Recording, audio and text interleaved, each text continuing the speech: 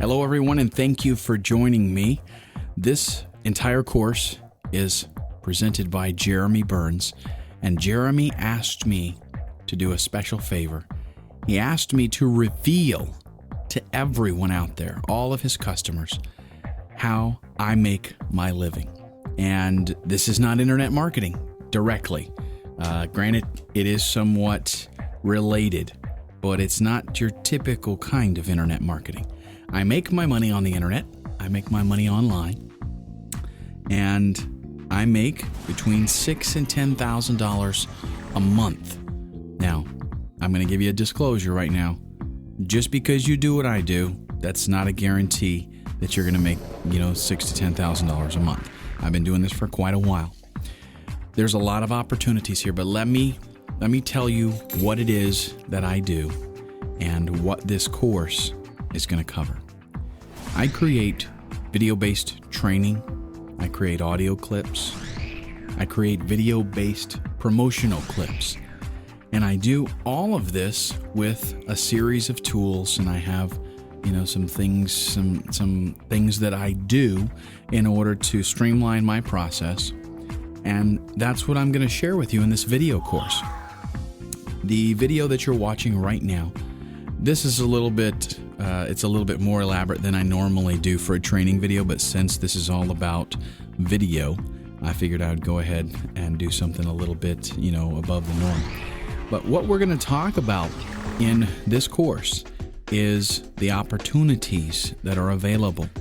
We're going to talk about the programs that you need to know how to use, the kind of equipment that you're going to need to have. I'm not going to be training you on the specific programs because there are so many of them. Literally, you would have a minimum 4-hour course for each one of them. And again, there's several, almost, I think around a dozen applications that I'm going to be sharing with you. We're going to look at how to find clients. I'm going to take you through the whole process, where to look for them, how to communicate with them, how to structure your pricing, how to figure out how much something is worth and what you should start charging. Of course, you don't charge the maximum right away because you're new at it and you're going to need some experience. But I'm going to show you how to work things up. As a matter of fact, let me just go ahead and give you some information right now. The very first video training that I did was years ago on Photoshop 7, I believe it was. I did 4 hours of training for $360. Now, that's laughable for me today because I did not know what was really in store. And that's kind of what I want to help you out with. To create 1 hour of training, it's a little bit more than an hour, more like 8 to 10 hours. We'll talk about that later on towards the end of the course.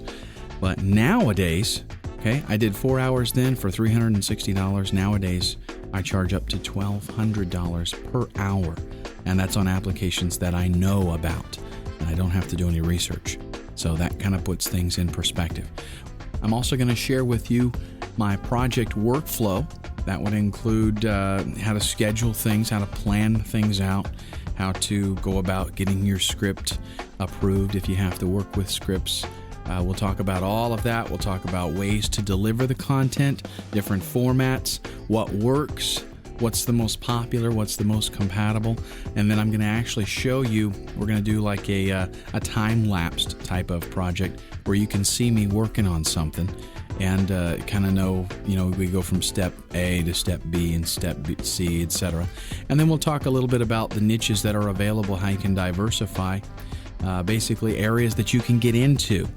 There's a lot of different things you can do with media, and it's a very booming business today. So we'll talk about that, and then I've got some resources for you where you can, tools that you'll be able to use in your everyday life doing media work. Some samples that I want to show you, and if you want to go ahead and get some further training on the applications, which I do recommend, we'll also talk about that.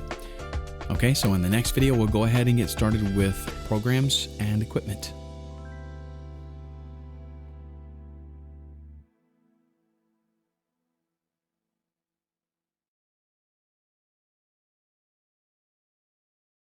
This is going to be somewhat of a crash course, and I'm not going to waste a lot of your time with chit chat. It's going to be raw information, things that you need to know to actually do this. And like I said in the introduction, this is not your regular, internet marketing kind of stuff. It's not get rich quick.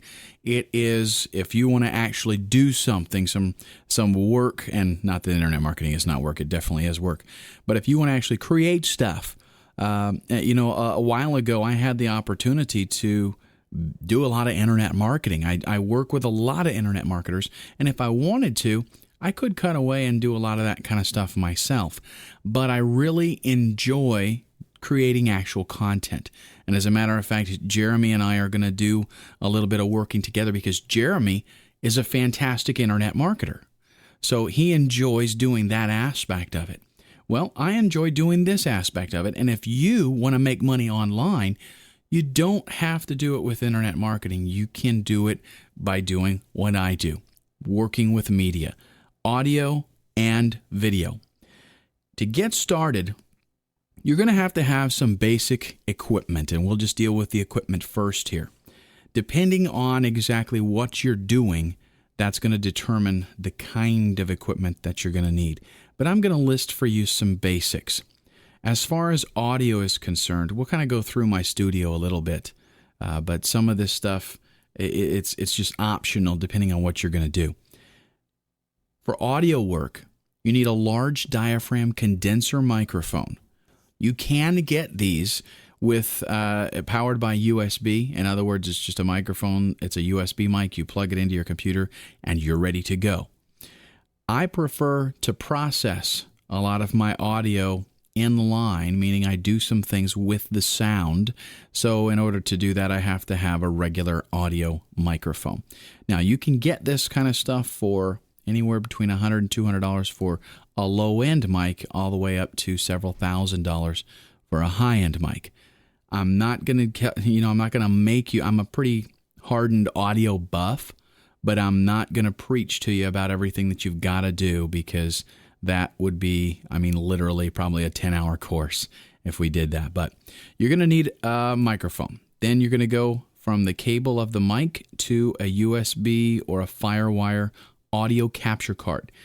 You might think just go to Walmart, get a $10 microphone, plug it into the PC sound card, and you're ready to go. Well, if you do that, you're going to end up making stuff that sounds pretty junky. Now, while as an internet marketer, you might be able to get away with doing, a testimonial or something like that, recording audio that way. But if you're going to do media as your business, then you've got to have good quality. You're not going to be able to sell that kind of stuff to people. Okay, so it's a little bit of an investment.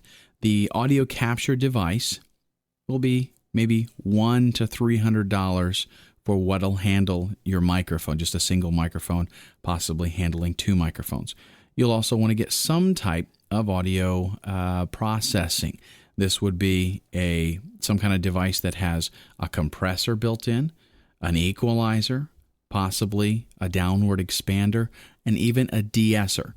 Now, again, I'm not going to explain what all of that stuff is. In the resources section at the end of this course, I'm going to have a place that you can go and you can find out a whole lot more about that kind of stuff.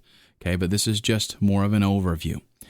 That's the audio equipment itself from a hardware standpoint.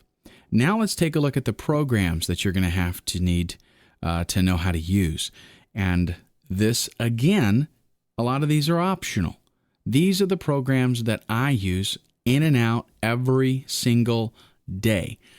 That does not mean there's not a replacement out there. I'll be mentioning some of these. There actually is an application in here that I don't personally use, but I'll be mentioning what those are and where they come into play.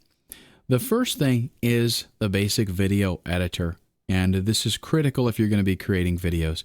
You can't just record a clip and then pop it up there. Not if you're creating content that needs to be professional. So here's the applications that I use. Adobe Premiere Pro, and again, we're talking about video editors here. Let me mention real quick. A video editor allows you to have multiple tracks of video. You can place different elements on those tracks. You can add transitions. You can do cuts, fades, resize the video, and produce the video in a variety of different formats. That's what a video editor does. Not to mention you can mix in audio and do all kinds of stuff. This entire video, again, that you're watching, the entire course is put together inside of Sony Vegas Pro 8, and that's another video editor, one that I tend to use more. I used Adobe Premiere Pro for a long time, but once I found Sony Vegas Pro, it kind of replaced it pretty quick because I like the way that it works. Now, on the Macintosh side, a very popular video editor is Final Cut Pro. And incidentally, Macs are great for doing video and audio work. I have a PC and I have a Macintosh. I tend to stay on the PC just because of familiarity. The Mac, and this is by no means an offense to Mac users, the Mac stays in my other room, and my wife uses it for email mostly. I got it though because I wanted to try out Final Cut Pro and see how that worked and see if it was actually a whole lot better. Again, I still use my PC with Sony Vegas Pro today. It used to be that Macs and PCs, there was kind of a war, and the Mac usually won when it came to audio and video. Today, they're pretty comparable though. Now, as far as audio itself, I use Adobe Audition.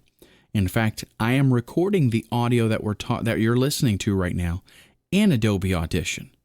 And I'm actually doing this. There's a bunch of different ways to create a video like what you're watching. You can create your content first, create your slides if you're doing it in PowerPoint, and then narrate it. But what I'm doing in this particular case, because I like the effects and I wanted to, make it a little bit more spiced up. What I'm doing is recording the entire audio clip first. Now, I want you to take the visuals and I want you to take the quality and all that stuff into consideration. But I will say to you that from a professional standpoint, this is not the most professional production, and here's why. I am kind of shooting off from the hip on this.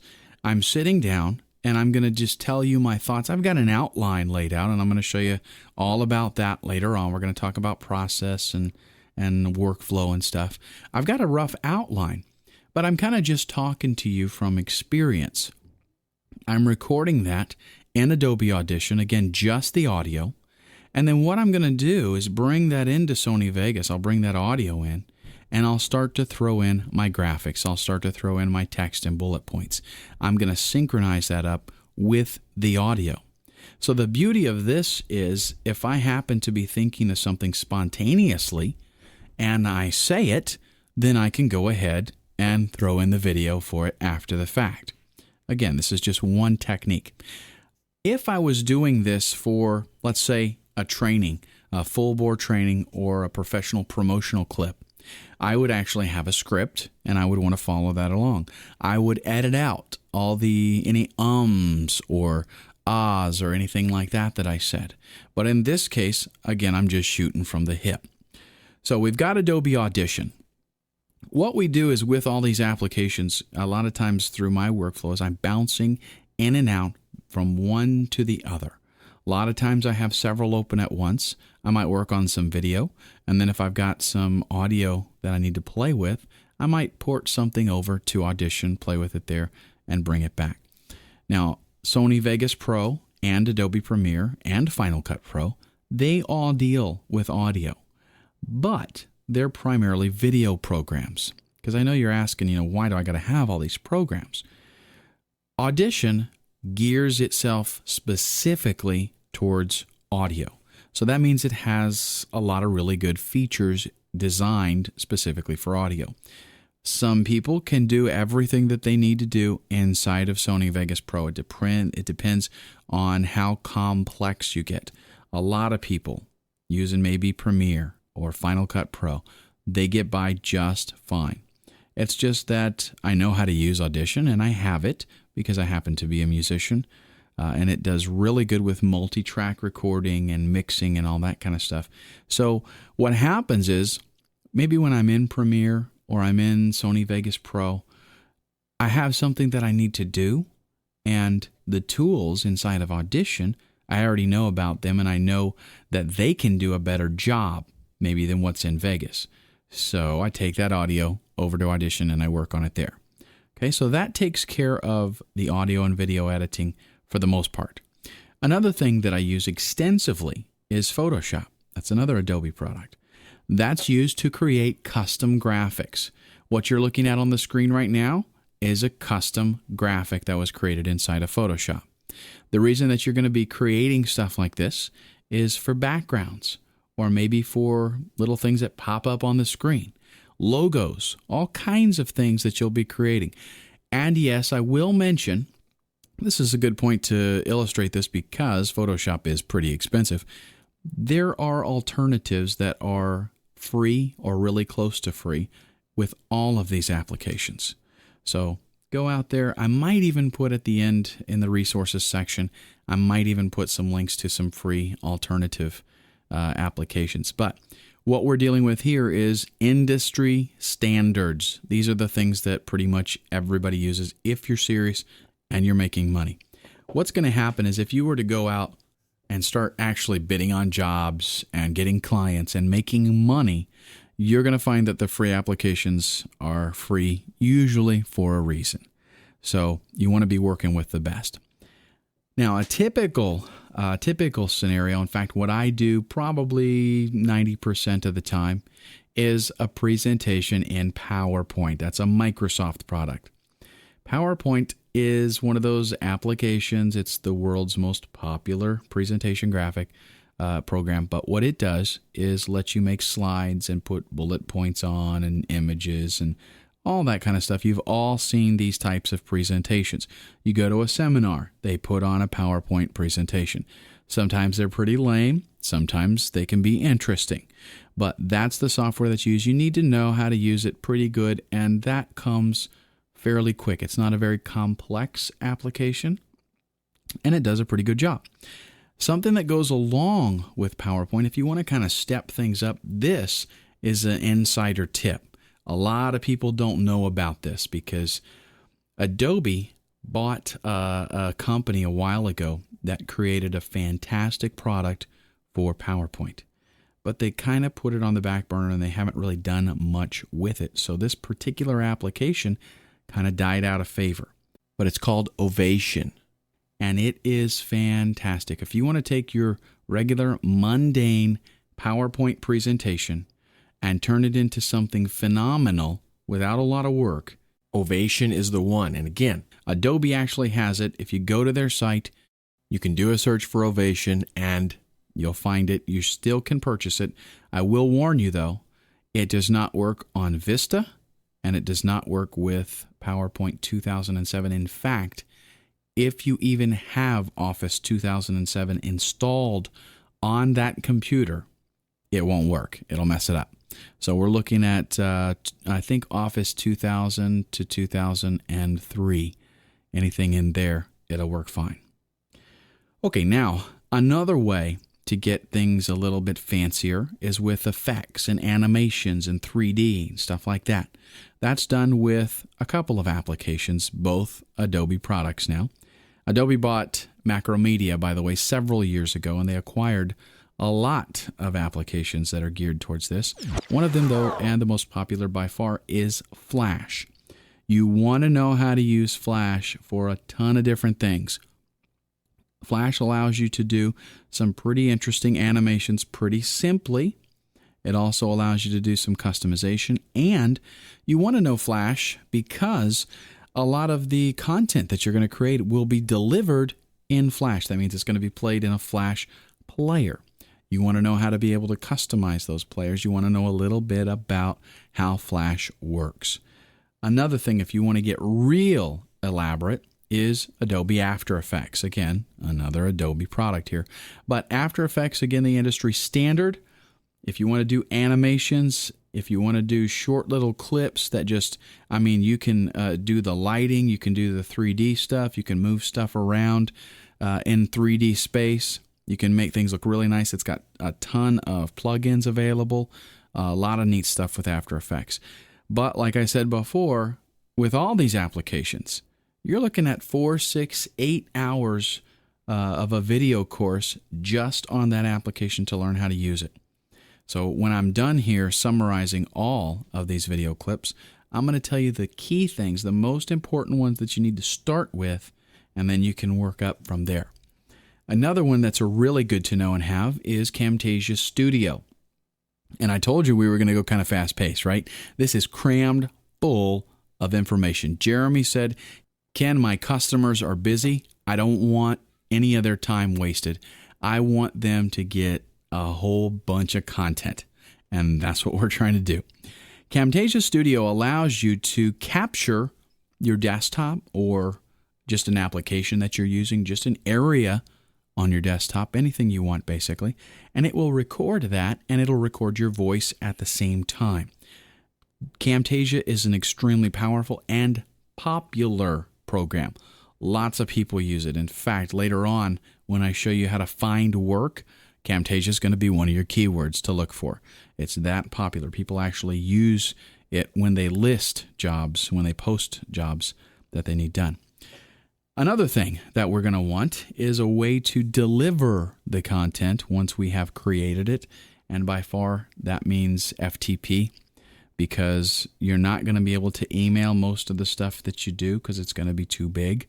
And it's usually cost prohibitive to next day stuff. Although, I do have to do that on occasion. I even had a very large video job that I had to do where it was well over 30 hours of training.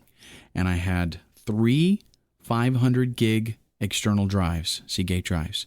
And what we would do is I would take the first one, I would fill it with content, I would ship it out, and then I would be working on the next batch, and I would fill that one up.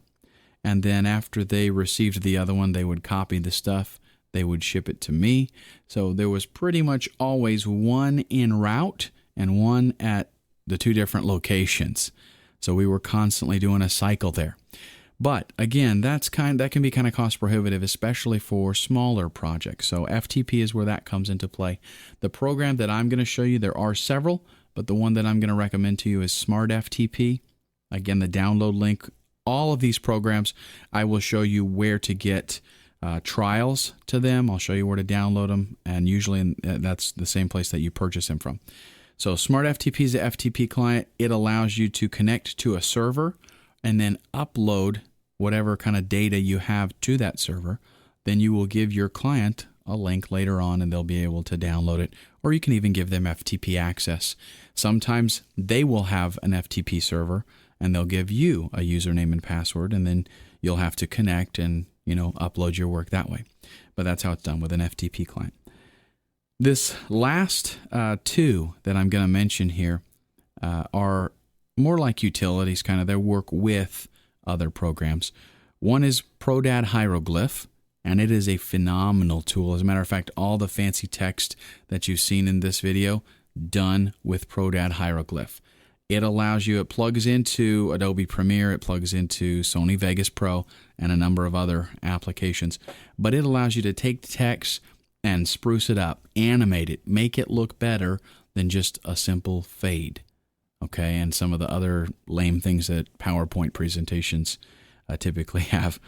So there's Prodad. The last thing I'm going to mention right now, I may throw in some others later on if I think of them. So that's a disclaimer too. But the last one I'm going to mention right now is Prism Video Converter. This is an application, one of many that is on the website. And again, the link's going to be at the end of the videos. It allows you to take pretty much any type of video, any format, and convert it into a bunch of other different formats. And the reason that I love this is because it's very simple for the beginner. It's easy to use. It works as a batch, so you can load up, 15 AVI files. And if you don't know what an AVI file is, don't worry, you will by the time we're done. But you can load up 15 video files and convert them to a different format. Just turn it on and walk away. When it's done, then you can, upload them or do whatever. And it'll even do Flash. It'll create FLVs for you. That is a pretty low-end editor or converter because it doesn't give you a ton of options. You can make some changes, but that's kind of why I like it, because there's not a lot of decisions that have to be made. Other ones, Media Coder, that's another one, open source even. You can get that one for free, but it's very complicated. It has a lot of options. Video encoding, just so you know, can be a very confusing topic, especially to a newbie. There's a lot of things to consider. So when you get started with this, you want to make that as simple as possible. So that's why I recommend Prism. Another one is Sorensen Squeeze. And by the way, since I mentioned Sorensen, I thought right away of the price, which is pretty high. That made me think of Prism's cost, though I think it was about $30. So very reasonable. Very, very reasonable. Sorensen is pretty awesome.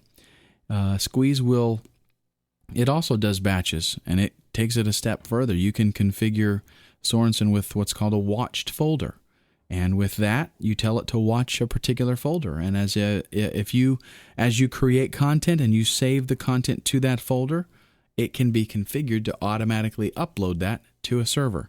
So as new content comes in, it'll encode it in whatever format you selected, and then when it's done, it'll upload it to the server. So very nice and very convenient. And if you're doing a lot of conversion kind of stuff, definitely a good tool. What I mean by that, doing a lot of conversion, Sorensen Squeeze and other video converters are used. See, what I do and what you'll be doing if you do this kind of work is you create not a whole lot of videos. You might do 5 or 6 videos a day, maybe not even that much. You might do 3 or 4. So that's not such a big deal, the automation stuff. But what Sorensen is kind of geared towards is, let's say that you had 100 VHS tapes that were copied or digitized onto the computer, and you wanted to convert all of them to MP4 or to Flash even, or to some other type of format. It makes it real convenient and easy to do that kind of stuff. And then, of course, it'll automatically upload when it gets done. So that's what those kinds of converters are geared towards. For us, we're going to create a video. We might work all day on one video, and then at the end, we're just going to go ahead and encode one video and convert it to a different format. So that kind of stuff is not quite as important. But that is basically the applications that I use. Again, we talked about the equipment. I almost forgot I was going to let you know the ones that you definitely need to start with. And here we go. Camtasia Studio. I highly recommend that you start with that, because you're going to make, there's opportunity for a lot of money in doing any kind of training and demos and stuff like that. Even presentations. And I'm not it's not necessarily doing a training on some type of computer program. A lot of times I have customers that they want me to do training on some topic, and it's not necessarily a computer or anything that's related to a computer. But you can do that with Camtasia if you use, like, for example, PowerPoint. So PowerPoint is another application that I recommend you definitely start with. So we've got Camtasia, we've got PowerPoint, and then I would say the next most important thing would be a video editor, a real high-end video editor like Sony Vegas Pro or Adobe Premiere Pro. Of course, you also need an FTP client. That's definitely critical to be able to upload the files to servers and all that kind of stuff. So those are the programs you definitely have to start with. And then as you master those and you want to make things a little bit more robust, then you can start adding some of the other applications. All of this, the beauty of working online is that all of this can be outsourced. So, for example, let's say you had somebody contact you and they wanted something created and they wanted it to be a little bit fancy, maybe with an opening screen or some music or something put in there. And let's say you don't do graphics yet. You just started doing this and you don't have Photoshop, you're not into it yet. You can go to some of the sites that I'm going to tell you, actually the same sites that you're going to go to find work. You can post jobs there and you can get somebody to create, an opening screen for you in Photoshop. But this should be a good enough place for you to start. By no means does this mean that everybody that does what I do uses these exact programs. By no means does it mean that. There are other applications that people like to use. There are different ones that they like to use. I'm sharing with you what I use, and I'm quite successful with it. So let's go ahead and end this video. In the next one, we're going to discuss how to find clients. I'm going to show you where to go to look for those clients. We're going to talk about finding the kind of jobs that you want to work with. We'll go through the whole bidding process, how to structure your pricing so that you can bid accurately. And I want to talk to you about communicating with the client also. What we're going to look at in this module is your relationships with the client, from everything from getting a new client and bidding on projects, how to structure your pricing, how to be effective in communicating with them. And the reason for that is it's very important to make yourself available to the client. It's very important from their standpoint. And so if you can cater to that, then you're going to be more successful. So what this module is on is really the whole client and provider relationship. The first thing we're going to look at is finding clients. Okay, this is easy if you know how, but this is one of the most important parts if you're just starting out in something like this, is because you've got to be able to get those customers. At first, don't expect to get a whole lot because you've got to slowly build your business up. But what I'm going to show you is a way to be effective so that, at the beginning of this, if you don't know, if you're not familiar, if you don't have the experience, a lot of this would be hit and miss. What I want to do is kind of streamline that process for you and tell you maybe some of the mistakes that I have made in the past and what I'm doing now that works. I'm going to literally be revealing secrets to you about how I do business, about where I do business. But I'm not worried about it because there's no shortage of work out there for this type of thing. In fact, I'll be honest with you, there are not a lot of good quality video providers out there. By that, what I mean is people that will do the things that are needed to make a client happy. At least on what I'm talking about here is on the sites that I'm mentioning. Now, there are some big companies, some huge companies that provide this kind of service to, larger outfits for, of course, a reasonable fee. But at the beginning, you're going to use the techniques that I'm going to show you to find clients. But that's not how things will probably continue, because what happens usually, if you're good at what you do and if people like it and you've got a good price, then you're going to build yourself up a list of clientele, and more than likely they will keep you pretty busy. I deal with probably maybe 6 or 7 regular clients, and then I do, an occasional time or two that I have new people come in and they just order one thing. But like I said, I've got 6 or 7 clients that provide me steady work, almost more than I can handle. What I will do, though, is occasionally I keep my accounts at the sites that I'm going to talk to you about in just a minute. I keep those accounts, and occasionally I'll go there if maybe I don't have anything to do. I don't have anything scheduled for the next, maybe next week I don't have something scheduled. So I'll go there. I'll see if there's something that I'm interested in doing, bid on it, and fill up that time. That way, I don't have any time that I'm sitting around. So finding the clients is easy. There's a whole lot of work that needs to be done, so that's not a problem. One tricky part is knowing what to bid. The reason this is so tricky is because you don't want to underbid yourself and you don't want to overbid yourself. You've also got clients that, and I'll tell you here right up front, just give you kind of a warning. You will deal with clients that don't want to pay what it's actually worth. And then you will deal with clients that don't have a problem paying, what it's worth. So that's something to keep in mind. You can handle that however you want to. Let me tell you how I handle it. Let's say, for example, that when I first started out, I would bid whatever. I told you in one of the other videos, I did like 4 hours of Photoshop training for $360. Well, the man that I did that training for, he felt so bad, I think, because I did such a good job and I put so much into it. He gave me a $400 bonus when the training was over because he knew it was worth a lot more than that. So, unfortunately, there's not a lot of people out there like that. So what you're going to find is that at the beginning, you're going to be tempted. If you don't have any experience, you're going to be tempted to bid really low no matter what. And that's not necessarily bad when you're first starting out, because you really, you don't have the experience. So you might have to bid really low, go ahead and get some jobs so that you can see how things work and see how you do and see how the clients like the work that you're doing. But ultimately, what we want to do is find the true value that we're able to put into that, and that's what you want to charge. You don't want to charge, $30 an hour if everybody out there is willing to pay $75 an hour or $100 an hour. At the same time, you will have people that come up and they want a $100 hour job and they want to pay you $30 an hour. It's up to you how you handle that.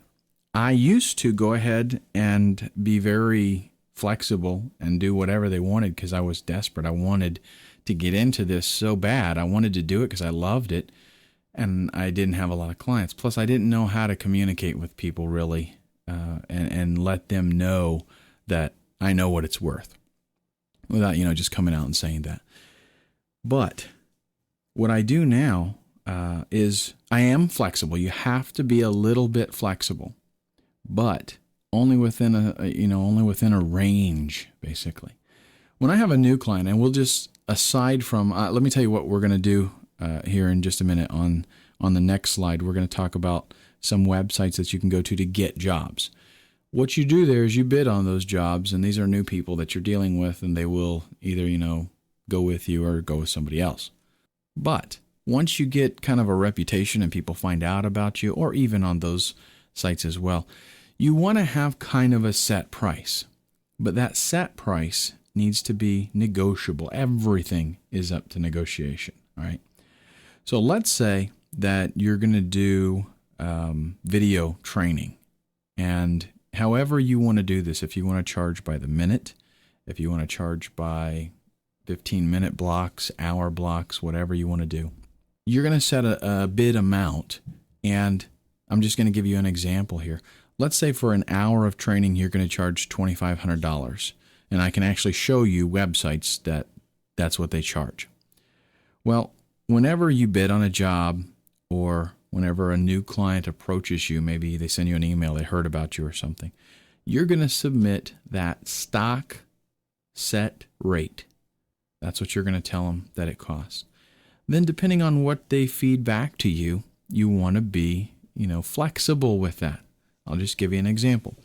For 60-second promotional videos, it's got graphics, animation, voice, and music, and all that kind of stuff. I charge $525 for a 60-second clip. Now, that's a pretty cheap price if you go out and you look around. But I'm a one-man shop, and it doesn't take me very long to get something up like that. I might spend, maybe a whole day on it. But if I send or I submit a proposal, or I send an email to somebody, and they come back and they say, Ken, we checked out your profile. You got really great work. That's a little bit out of our budget. Is there anything you can do for us? And you got to, in those emails and those communications, you got to look for language. Sometimes they don't come right out and say, can you give us a better price? Sometimes they might just say, it's a little bit out of our budget. We really appreciate your submission. That still kind of leaves an open door. The reason that they didn't just email you back and said, no, thanks, we're not interested, they emailed you back and they talked to you about the price. So that leaves you an open door to go ahead and maybe pursue that. I will, like if somebody called me and they said, or they emailed me and they said, okay, we need a video clip, 60-second clip, something viral, and I submit them and I tell them I want $525 for this 60-second clip.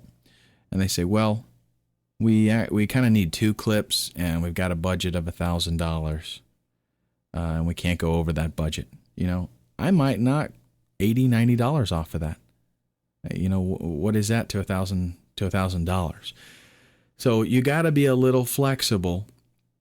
And 2, you have people that maybe their budget isn't $1,000, but they want to grind you a little bit. They want the satisfaction that they ground you down.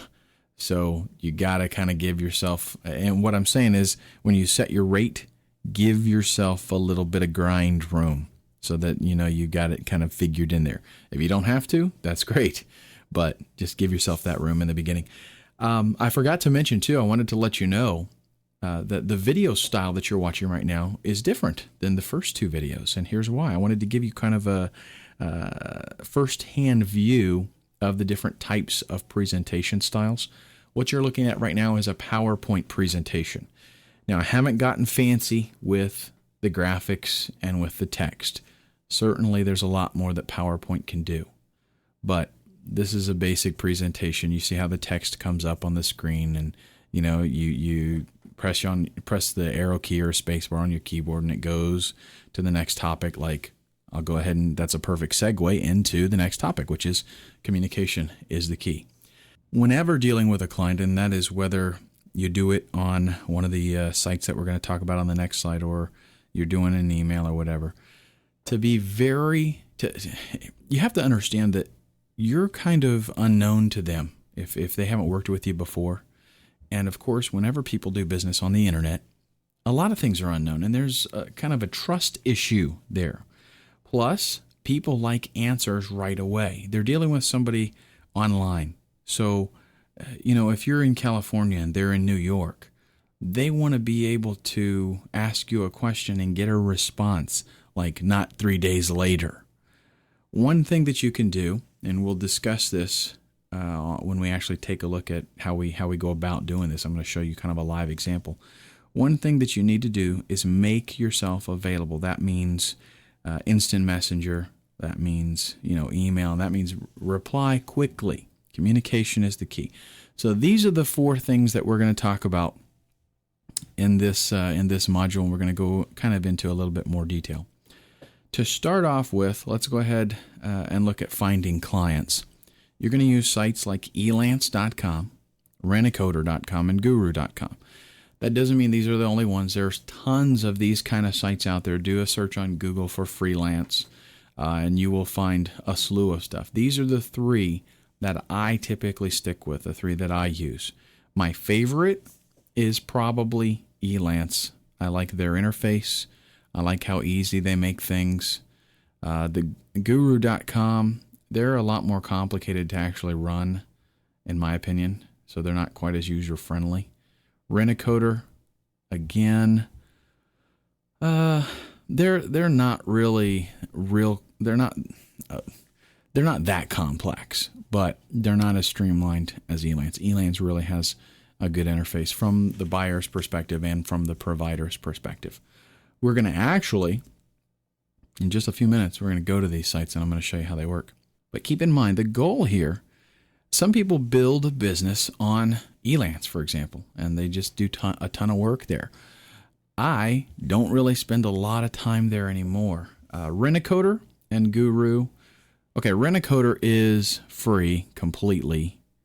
I don't even think they have a paid subscription.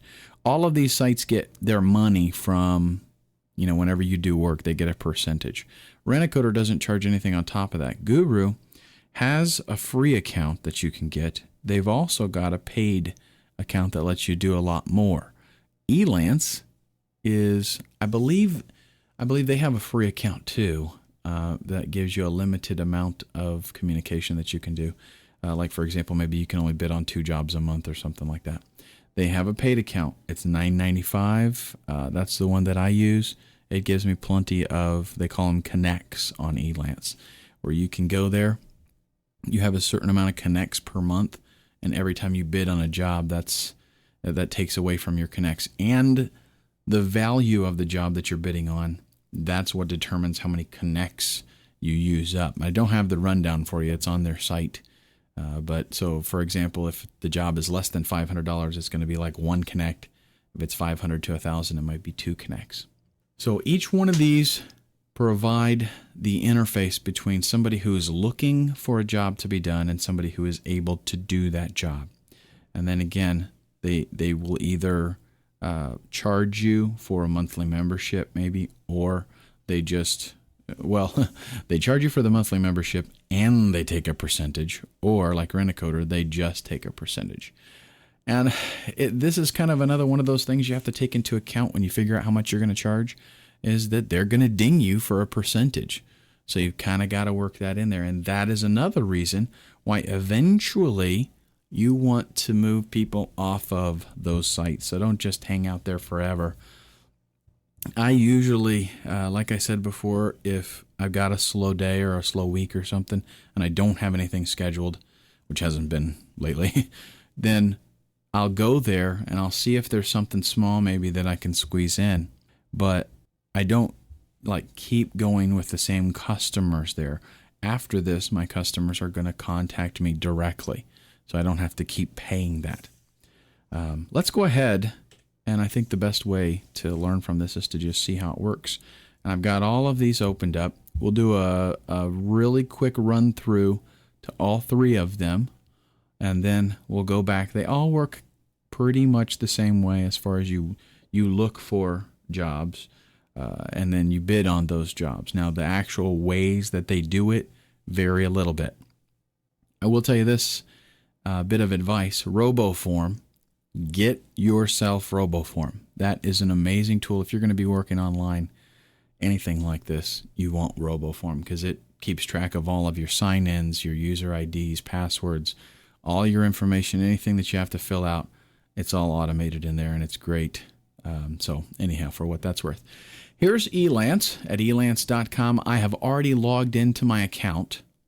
The tab is set to Find Professionals. Now, that's what somebody would do if they have a project and they are looking for somebody specifically maybe that can do that job. We want to go to Find Work.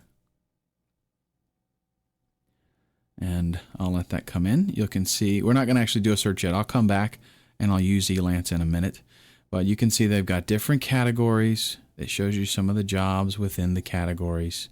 And then you can type a specific keyword that may be something that you do, and you can search for that as well, and you'll see the jobs. Again, we'll come back to that in just a minute.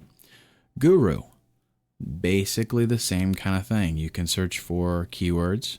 Okay, they've got employers and freelancers over here. So terminology is a little bit different, but it's basically the same thing. You can search, they've got categories. And what a lot of them do is allow you to subscribe to specific categories. And you can even get notified when a job is posted within that category. You can get an email notification, for example. But this is Guru. They have redone this website in, I believe, the last maybe 4 months. So it's a little better than it used to be. It used to be almost strictly text-based. And it looked kind of lame, actually. But they've redone it. It's still not as efficient as Elance, in my opinion, but they're making some headway here. And then we've got Rent-A-Coder. Rent-A-Coder is still very coder-oriented. Let's go ahead and click My Bids here. The way that they go about doing all of their stuff is a little bit confusing. It's not very intuitive. You actually have to know what you're looking for and what you're doing.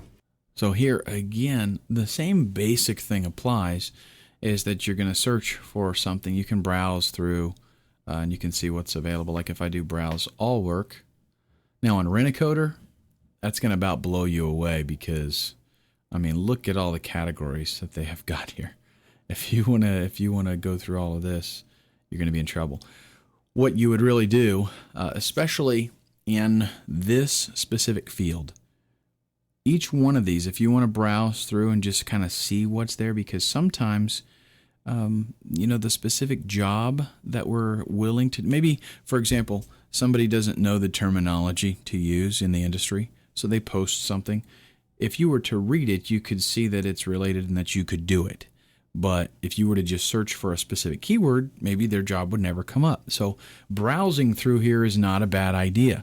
But what you should do is go to each one of these and set up the categories that you're interested in.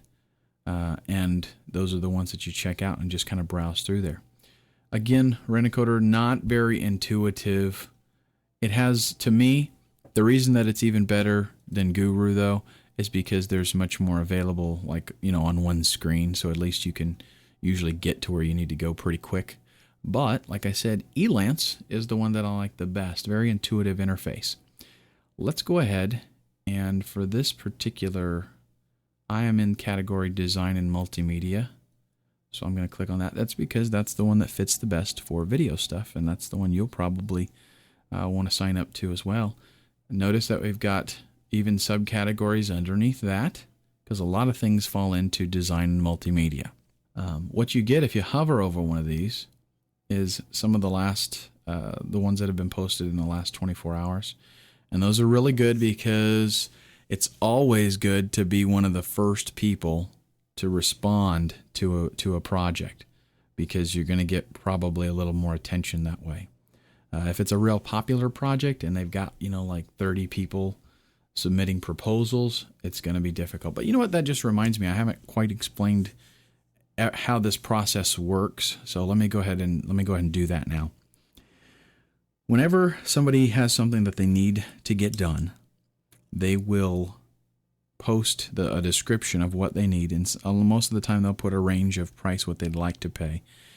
That is by no means set in stone, so don't worry if it says under $500. A lot of them say that. But I have seen that a lot of times that's because people really don't know what it's worth, so they just put that. That's what they'd like to pay maybe. But a lot of times I have bid on a job, and I've been twice as much as that, and I've told them, I see your budget's less than $500, but there's no way that's going to happen. I don't necessarily word it that way. But they went ahead and they go with me because they didn't know really what it was worth, and they just have to pick an option there. So that's the one that they picked. But they'll go there and they'll put a title, they'll do a description, set maybe a budget, and then people will be notified, or they'll go in and they'll search people that are providers that are able to do the job, and they will bid on, okay, this is how much I will do that job for. And then the buyer has to go through, maybe look at your portfolio, look at some samples, communicate with you a little bit, and then, of course, consider the cost. But don't let your bid amount be the determining factor.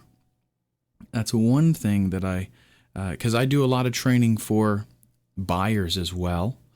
And one thing that I tell them is whenever you're going to outsource and you're going to go to one of these sites and get somebody to do some work for you, don't just automatically take the lowest bidder, because there's a lot of times there's reasons why they're the lowest bidder.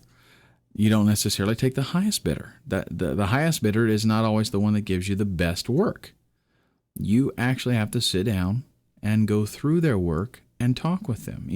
Whether that's email, on the phone, or whatever. Look at their samples, see what they're going to give you, see what kind of reputation they have, what kind of turnaround time they're going to offer. All those things have to be taken into account. So don't just shoot low because you think that's going to get you the job. My experience is, if you're dealing with somebody that is only considering price, then it's a waste of time, and don't deal with them. The only reason I say that is because unless you're kind of the kind of person that's like, I'll do anything for money, then knock yourself out. But I don't want to let my quality suffer because the price is so low. So yes, I walk away from a lot of jobs. I'll go browsing through there.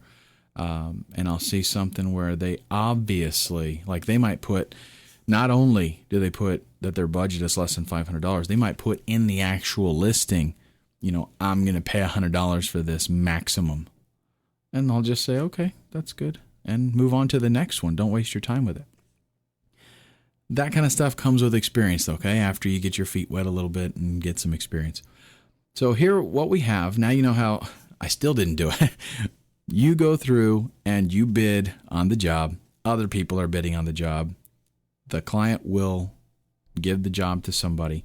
You do it, they approve it, and you get paid. That's the way that it works.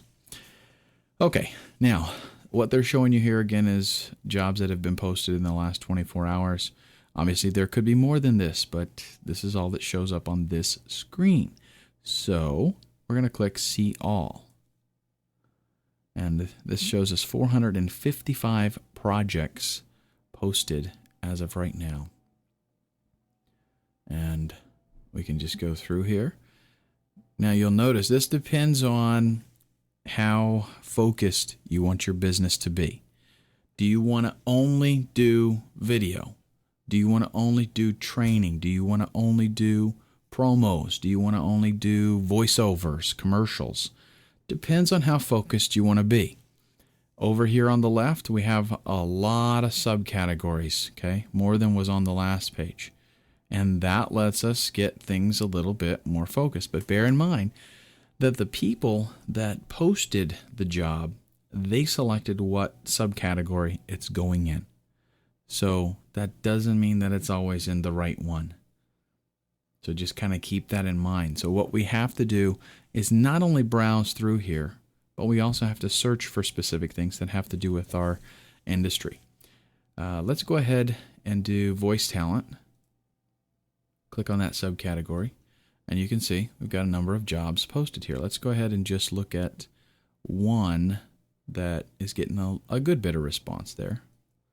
And it's not a sealed bid, which means we'll be able to see the amounts. Or actually, it is a sealed bid, but I'm going to go back here. That's something I haven't noticed before. Look at that. When I hover over it, it tells me the average bid, the lowest bid, and the highest bid. And to be honest, I didn't think they were supposed to give you that information. I might have found a bug on Elance. I didn't think they were supposed to give you that information on sealed bids. Because see here, it says bids received, average bid sealed. It's supposed to be sealed. That's what all this means. I'll show you the difference between a sealed bid and a non-sealed bid. But here on Elance, anyhow, that's good information for me to note. Here on Elance, and good information for you too. We've got the buyer. We've got their budget. This is what they are projecting that it's going to be, between $500 and $1,000. The number of bids that they've got when they posted the job, and then when the bidding closes. They've set it up for it to end on a specific day. In this case, it is the 24th, so it's going to end tomorrow on the 25th. They give you a description, what they're going to do, what they're requiring. Some of these, they give you a lot of detail. Some of them don't. That's what you have to communicate with them about. And one thing I'll advise you right now, get details, because you don't want to be trapped. This is one place that I learned very quickly. Get details and outline. This is what I'm going to do for you, X, Y, Z, period. Because you will have people try to abuse that, and they'll try to get you to do more that was not included in your proposal. So outline specifically exactly what you're going to do. If you're going to allow them to, like, for example, this is an audio thing, some kind of audio reading. If it's going to be like, a 40-minute reading, like it says right here, then what you're going to do is you're going to record. You're going to take that into account, how long it's going to take you to record it and edit it. And if you're going to allow them, with a 40-minute reading, that would be kind of tough. But for like a 60-second commercial, maybe you're going to allow them a retake if they don't like it. You put in that proposal, you get one retake. Okay, so take that into consideration. We've got some more project details here up at the top. This is how you're going to first on Elance. This is a way that you can go ahead and ask them a question without actually bidding on it. And then if you want to, you can create a proposal down here and tell them, again, outline everything that you're going to do. Send them, introduce yourself, send them to your portfolio, let them see samples, all that kind of stuff. You can attach files. If you did a demo for them specifically, sometimes, especially for audio work, they will ask you to read a sample of the script, read like a paragraph so they can hear it. And then you set your bid amount. We're going to be talking about bidding later on, how you figure out those factors, how you decide what you're going to charge for different stuff. But put your bid amount, the amount of time that it's going to take you to get it done. In order, I'm going to deliver it within 2 weeks. I'm going to deliver it within 3 weeks. Whatever the case might be. Payment type, this is going to be an escrow. And escrow works like this. If, let's say, usually you find escrows with bigger jobs, not with the tiny ones like $100 or something, but with bigger jobs, this protects the buyer and the freelancer, the provider. Let's say you bid $1,000. The buyer is going to have to deposit the $1,000 or a portion of it. If you do like a payment thing, for example, you could say, this job's going to take a month for me to do. So when I submit half of it, I want to get 50% payment. You can do that. The buyer will have to make a deposit to match that. And then once you submit the work and you get approved, the escrow is going to be released to you, so you get your payment. So let's just say, for example, you had a $5,000 job. You're going to do a commercial. And what you want to do is, because you've got to do a lot of recording and casts and all this kind of stuff, you're going to say, after the script is approved and after you have the first audio take, recording or whatever, you get $1,000. And then after you submit the first revision, you get $2,500. And then after you submit the last final approved version, you get the balance. Okay? And that does not always mean that you're going to do, that you have to do a review and redo something. I've set up things where, they're going to get to review it, and then I get my money at the end. When they review it, they say, hey, Ken, it's fine. And they take it just like that. Okay? So just because you give somebody the opportunity to, redo something, that does not mean you always have to do it. Connects, this is what I was talking about before on Elance. They give you a specific amount of connects per month. This one is going to take up 2 connects, and again, that's because they set the range at between $500 and $1,000. If I bid $1,500, it's still going to be 2 connects because they set that range. Okay, and now down at the bottom, this is one thing that I like particularly about Elance, and it's good for a newbie. They have recently made a change which makes it a little bit difficult. Now sealed is the default, and that's why you see a lot of sealed auctions now. But what they used to do is sealed was not the default, and when somebody put a project out there and people bid on it, you would actually see their bid amount here. And that was real handy because, if you see this job and you're like, I think I could probably do that for $500, and you go down here and everybody's bidding over $1,000, don't shoot yourself in the foot. Okay? So it was real handy. Now, like I said, whenever they submit a project like that, the default option is sealed. So a lot of people don't change it. They just leave it like this. And what that means is that you can't see how much people are bidding. That's really the way that it works on most of the other sites that you can't see, like on Rent-A-Coder, for example. You can't see what other people are bidding. But, however, we did go back here, and here's the same job, and I'm hovering over the number of bids, and it is showing me the average bid, and that is insane. It is doing that for all of these sealed bids, and I have never seen that before. But that's good to know. Again, I go in here just on occasion to, pick up, fill in some time, perhaps. But this is the way that I would browse around. Now let's say that I wanted to get kind of specific. If we go back to design and multimedia, like I said before, people could put different things in different categories. Let's say that we're going to do online training. Well, somebody could put that in other multimedia services. If it has to do with graphics, they might put it in illustration. They might really not know. They could put it in videography and editing. They could put it, they actually have it's in a different main category. They have something on training. So a lot of different areas where things could go here. So the way that we get around that is by using the keywords. Now in this industry, let's say you're going to do computer-based training. That's the niche that you're going to pick. Your keywords are going to be like training, tutorial, Camtasia, things like that, screen capture, anything that describes what your industry is.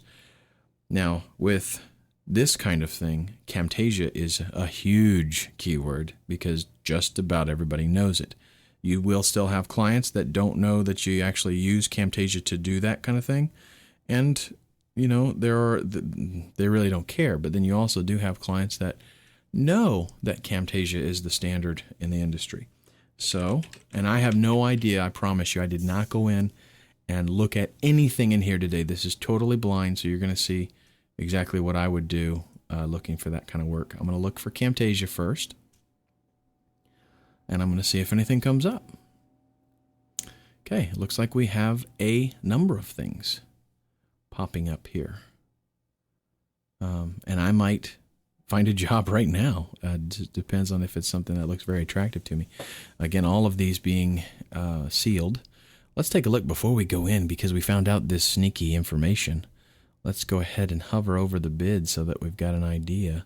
Now, notice on this one, it says less than $500. That's what he set as the budget. Okay. But when we hover over that, somebody bid $550. So it's not set in stone. It's just, you know, that's their ballpark guess. This one they said, not sure. And several people bid on that one actually. 500 on that. So now look at that.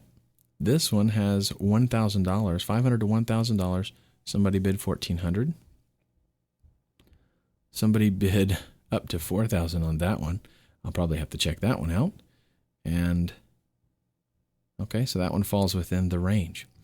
Let's go ahead while we're having fun here and go ahead and do that big job demo and tutorial flash and video. Let's check it out. This is a project for my client who has 4 software applications for Microsoft Windows. Their end users are professionals but have basic computer skills. So they're going to outline what they're going to do. The project is to create, they're going to outline what they're wanting. 3 levels of demo and tutorials, quick overview of the 4 applications, maybe less than 3 minutes. Detailed sales demo, 10 to 15 minutes. Tutorial for each application. And then, okay, we can provide the contractor web link information, copy of the program to play with, salesperson's voice, basis for knowledge. Okay, that's easy enough. Delivered via website, and they want to ship it out on CD. So they're going to give you, in this case, here's one thing that you will run into a lot is you want to know requirements. You want to know what the deliverables are. How do I need to submit this to you? Because there's going to be, most people, what I do is I give them the raw AVI video, plus I give them one format. Now, that would be like maybe Flash, or they want an MP4 or an MOV, whatever they want. If they're a good customer, or if they just ask, you know, I'll give them another format. If later on they don't outline that, and later on they say, you know, hey Ken, could I get this in Flash too?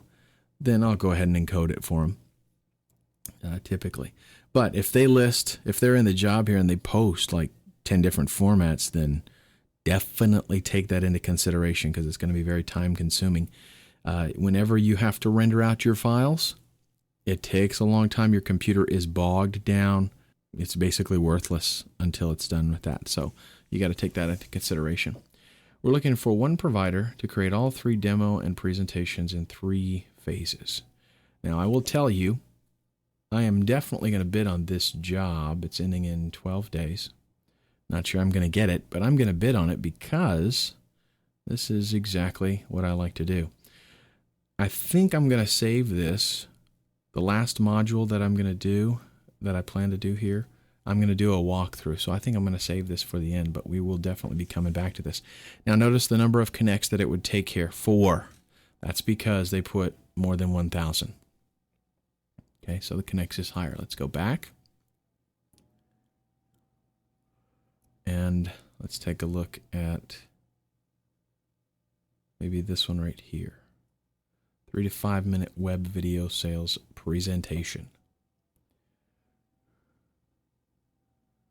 3 to 5 minute professional video.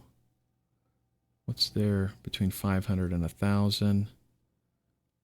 A lot. They've got some examples of kind of what they want it to look like. And here's the people that have bid on it. Now, this is typically what you see. And granted, this is more information than a lot of the other freelance sites give you. And that's why I like Elance so much. Most of the time, like on Guru, on Rent-A-Coder, you don't really see who else has been bidding on it. And the reason that Elance is so powerful this way is because I can go in here and I can see, this is all part of research, I can go in here and I can see what these people are bidding on. I can see what they're doing, what real business they're doing on Elance. I can see what they're, like after the fact, maybe right now the bidding is sealed, but after the fact, I could go back here and I can find out if they picked this person, if they picked him, I can see what he got paid for that. Can't always find out what kind of job they did, unless the URL is posted in here so that you know to go check it out later on. But it provides you a ton of helpful information as far as doing your research to figure out how much you're going to charge and, what's going on so you can get a feel for the industry. Now, that being said, we're just going to do one more thing. I want to show you how with different keywords, like notice in the titles here, Camtasia is coming up a lot. Okay. But their search engine is pretty smart. So it kind of associates things. It won't necessarily have Camtasia. If it's a video training, a lot of times it'll catch it. But if I do training only, I got 6 on this one. Let's see what comes up. And notice that not all these are training. They might be promotional stuff. Okay. So here's some other kind of training. A lot of stuff popping up here. 3 pages, 75 projects posted. Tutorial. Let's go ahead and do that one.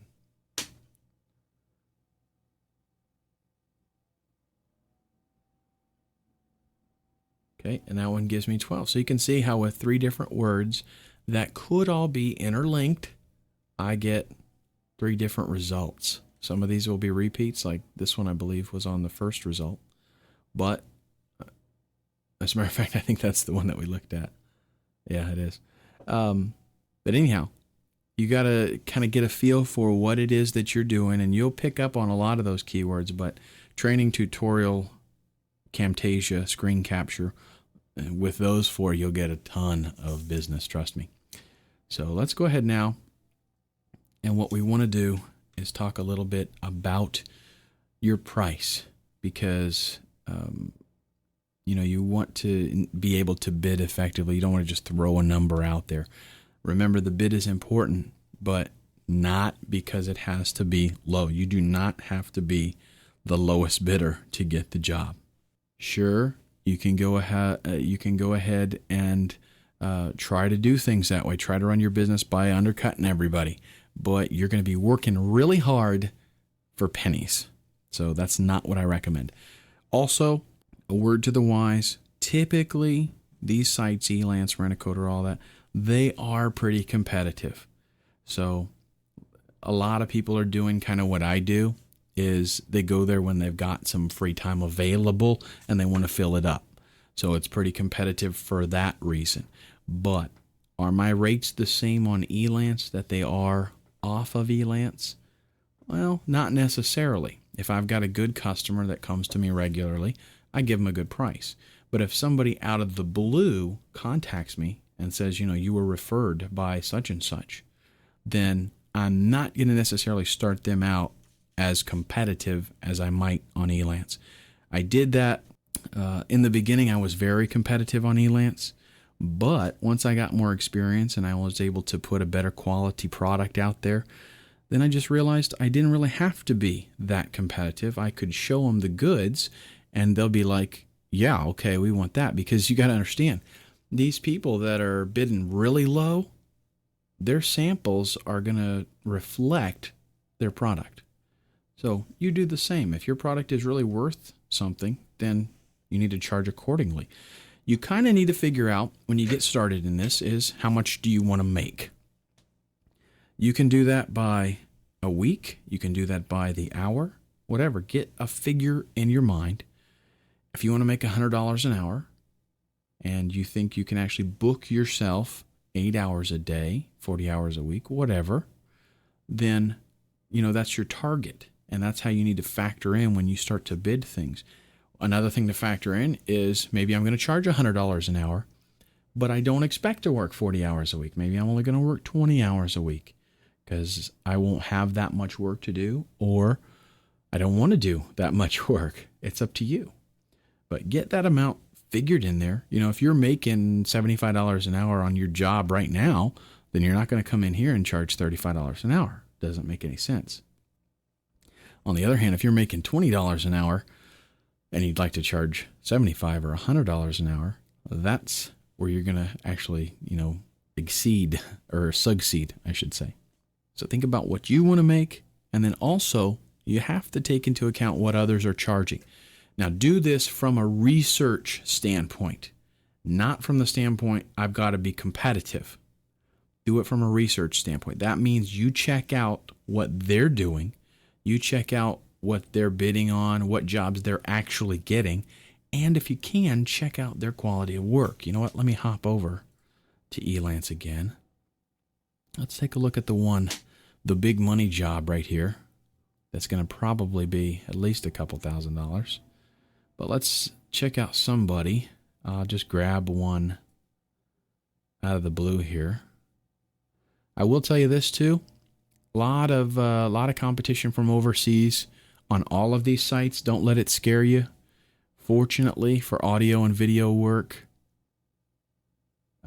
if there's voice involved in that, they're gonna eventually have to go to somebody who is a native English speaker. So check out their portfolio, any references that they give there, and also you want to look at. Let's do this one right here. You want to check out jobs that they did. Notice how it tells you the amount right there. So we can click on that. We can see who it was and how pleased they were with the work. And you can even go ahead and click on the job itself, and that way you'll get a description. Okay, get a description of what they asked for. Let's go. They had another one that was a little more high end, I think. Yeah, right there. Let's click on that one. Premier linking. Okay, and you can see a description of the job, what they did. That's the kind of research that you want to do. And you want to do it on several people, not just one, because you want to get an idea of the quality of the work, compared with the pricing. So all of that. And then we also take into consideration what will the client pay. That doesn't mean you overcharge them, but that means, like I said before, don't shoot yourself in the foot. If you think you can do it for $500 and everybody else is bidding $1,500 and the client's going to have to pay that, in that case, you might want. Now that doesn't mean you bump yourself up to $1,500. That's not, it's not good business practice. If you've got experience and that you can do it quickly and you can give them good quality, then just take that into account. Because a lot of times you can actually cut yourself off by being too low. So this works on the extreme. You can cut yourself off by being too low, and you can cut yourself off by being too high. Now, that doesn't mean, like I said, that you set yourself right in the middle of everybody else, just, automatically. But talk to the client, let them see. One nice thing about this is you can let them see your work without actually bidding on the job. So you can start communication with them and ask them questions, kind of get a feel for what their requirements are going to be, get a feel for what they're actually looking for, and if they like your work at all. And that'll help you adjust things. Like, for example, let's just say that you knew everybody was going to try to rip somebody off and they were way overpricing the job. And You knew you could do it for 500. Everybody else was bidding around 1,500. You might start to initiate communication with the client, let them see your work, and then talk about things, discuss it a little bit more. And if they really like your work and they are communicating regularly with you, then tell them, finally tell them, yeah, I can do this for you for 800, 850. And at that point, they kind of opened up to you, so they might trust you a little bit more, and you won't necessarily cut yourself off. But if you were to just submit the bid and say, yeah, $500, here you go, then they might be like, well, that's probably junk, so I'm not even going to waste my time with it. Okay, so it is a little bit, there's some trickiness to it. There's some getting some experience and getting a feel for what will work and what won't work. Very important. But one thing I want you to take away from this is definitely set your rates. Don't be afraid to bend them. The reason that you do that is you want a standard, if something fits a description and you can put it into a category, you want a standard rate to give them. That helps you when you're working with jobs, when you're going to be bidding on jobs. It helps you not to have to, rack your brain so much figuring out what you're going to charge. And like I said, you can do it based on your time. You can do it based on the product. Like, for example, I charge $2,500 for 1 hour of video training. That means it might take me 20 hours to do it. It might take me 10 hours to do it. But the rate is set based on what I deliver. Somebody else might want to say, I charge $50 an hour for this, and on job A, for that 1 hour, I think it's going to take me 10 hours to do it, so I'll charge $500. On job B, I think it's going to take me 20 hours to do it, so I'll charge $1,000. Depends on how you want to work it, but just set your rates. Again, don't be afraid to bend them. That means, if they approach you and say, it's kind of a little bit out of our price range, be a little bit flexible, but don't just, slash your price in half just because they come back and say it's too expensive. Let them know, thanks for working with me. I appreciate this. Here's the best that I can do. I understand if it's still out of your price range. Now let's look at a very important factor in all of this, and that is communication. Clients want to be able to get through to you and get a response quickly. Remember, you might be on the other side of the world. You might be across town. You might be on the other side of the country. These projects could be very important to them, and a lot of them are taking a chance and outsourcing, and maybe they've never done that before. So they want to communicate, and this one single thing will give you such an edge over the competition that literally you can charge more, because there are a lot of lamers out there that bid on a job and maybe accept the job. They get it. And then the client is like sending them an email saying, where's this and where's that? And they ignore them. They don't have it ready, so they don't send anything to them, or they don't let them know what the progress is, or they never ask them questions about it. That's the worst thing that you could do. You don't want to be like a one-off and just get the job, get it to them whenever you want to, and get paid. You want to build a relationship. Here's what a lot of people do on eBay, people that sell things on eBay. Even if, let's say they're a big company and they have products that they sell, they'll list an auction, somebody buys it, and that's it. Then they list the same thing again, somebody buys it, and that's it. They never go back and do business with those customers again unless the customer just happens to come back. And that's a big mistake. They're losing a lot of money. The same thing applies right here. You want to build a relationship.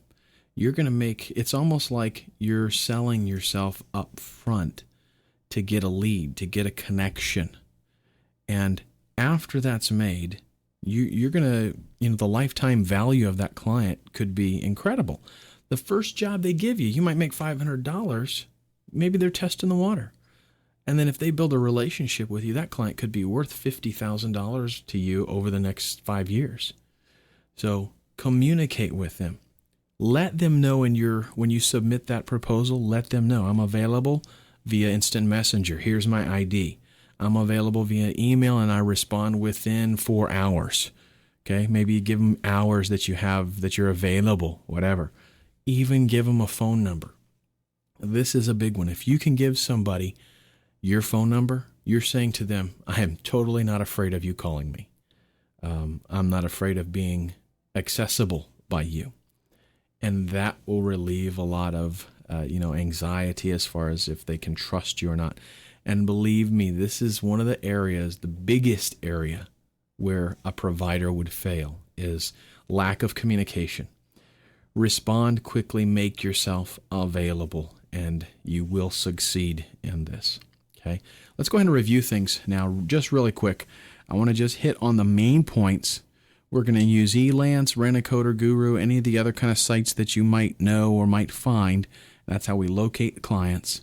We're going to search for projects based on keywords. We can also browse through the different categories that are available. And then we're going to bid based on the research that we have done and how much money we want to make. Even if, like I'll tell you this, I have seen situations where maybe somebody posts a job to do some training and everybody that is replying is bidding like, $500. And you're like, well, I know that's going to take me a long time to do. I'd really rather make like 2,000 because it's going to take me a long time to do it. Well, if you notice, if you've done your research and you notice that everybody that's bidding on it is from India, then, don't shoot yourself in the foot. Tell the client, I understand everybody's bidding really low, but I don't know if you're going to be able to deal with the accent, So you can kind of play with things from that way. Communicate with the client. This is one of the most important factors in building that relationship with you. And then after those first initial jobs, maybe do one or two of them for them on Elance or on Rent-A-Coder. They're eventually going to want to move off of Elance as well and deal with you directly. Okay, and remember, that's a better way because we avoid those fees. And I mean, they take a good chunk. I don't even pay attention necessarily to how much it is because it is so grievous to me. But I will tell you, I don't know, maybe, I don't want to guess, but maybe like 8%, something like that is what they take. So on $1,000 job, they're going to get like $80, which, that's the way it goes. And then plus chances are you're going to get paid by eBay. They're going to ding you for another 3% or whatever. So you have to take all that into consideration. It's best to avoid as much of that as possible. Our next module is going to be project workflow. We're just going to go over real quickly the entire process, kind of an overview. And then the last module, we're going to head back to that real nice job that I saw in there. And I'm going to let you watch me go through the entire process. So let's talk about project workflow and some of the steps and processes that are involved. If you have kind of an overview, a bird's eye view of what's going on, a lot of times that'll help you to plan. And this is what's going to help you be successful in the initial process, because a lot of times people don't take into consideration everything that's involved, in just working on one project and getting something done. So I'm going to give you kind of a little bit of insight to that. With your scheduling, this is very, very important. You need to consider all of the time that's going to be involved in a project. There's more than, let's just say, for example, you are going to get into the training niche and do tutorials. If somebody said, I want a 2-hour tutorial on using PowerPoint, it's not going to take you 2 hours to deal with that project. Okay? So you have to be aware of what all is involved. And I'm going to show you a big, a workflow so you can get a little bit of a better idea of what's involved graphically. But there's more to it than just, that 2-hour project. And you've got to work all of this into your schedule. We'll talk about overbooking here in just a minute. You have to say, okay, this is the amount, what I'm recommending to you. You don't have to do this, but what I'm recommending to you is set a specific amount of time that you're going to work every day. Sure, while you're building your business, you're going to have to put in some hours. I'll just tell you that. If you're really trying to start your own media marketing business, you're going to be working a lot. Unless you hire people to work for you right away, you're going to have to do everything. So you're going to have to schedule. You're going to have to. This is really the key, is being really tight as far as, planning. Don't just do things haphazard. Plan what you're going to do in the day. When I start my day, I typically don't do a ton of scheduling in advance. I mean, I might, if I've got a client that has something, coming up, maybe they've got a deadline or something, I might schedule something for the next week. But that's about as far ahead as I will go. I do things on more of a daily basis. I might schedule things on a normal basis. I might schedule things the next day. But that's my typical, that's as far as I want to go ahead because things change so much. But usually what I'll do is in the morning when I get on my computer, I check my email just to see if anything new and interesting has come in. And then I will see what things need to be done that day. And I use Microsoft Outlook. You can use anything else that you're familiar with, but I use Outlook because it's got my email there, it's got my calendar there, it's got tasks, it's got a ton of stuff that works together. And what I like to do is type in all of my tasks for the day, or a lot of times there's some left over from the previous day, and get those where I see, okay, here are the things that I need to accomplish today. And then I take those things and I figure out, okay, what realistically can I actually get done today? And then I will take those and I will schedule them for that day. Now, if something, realistically, and again, you set your time.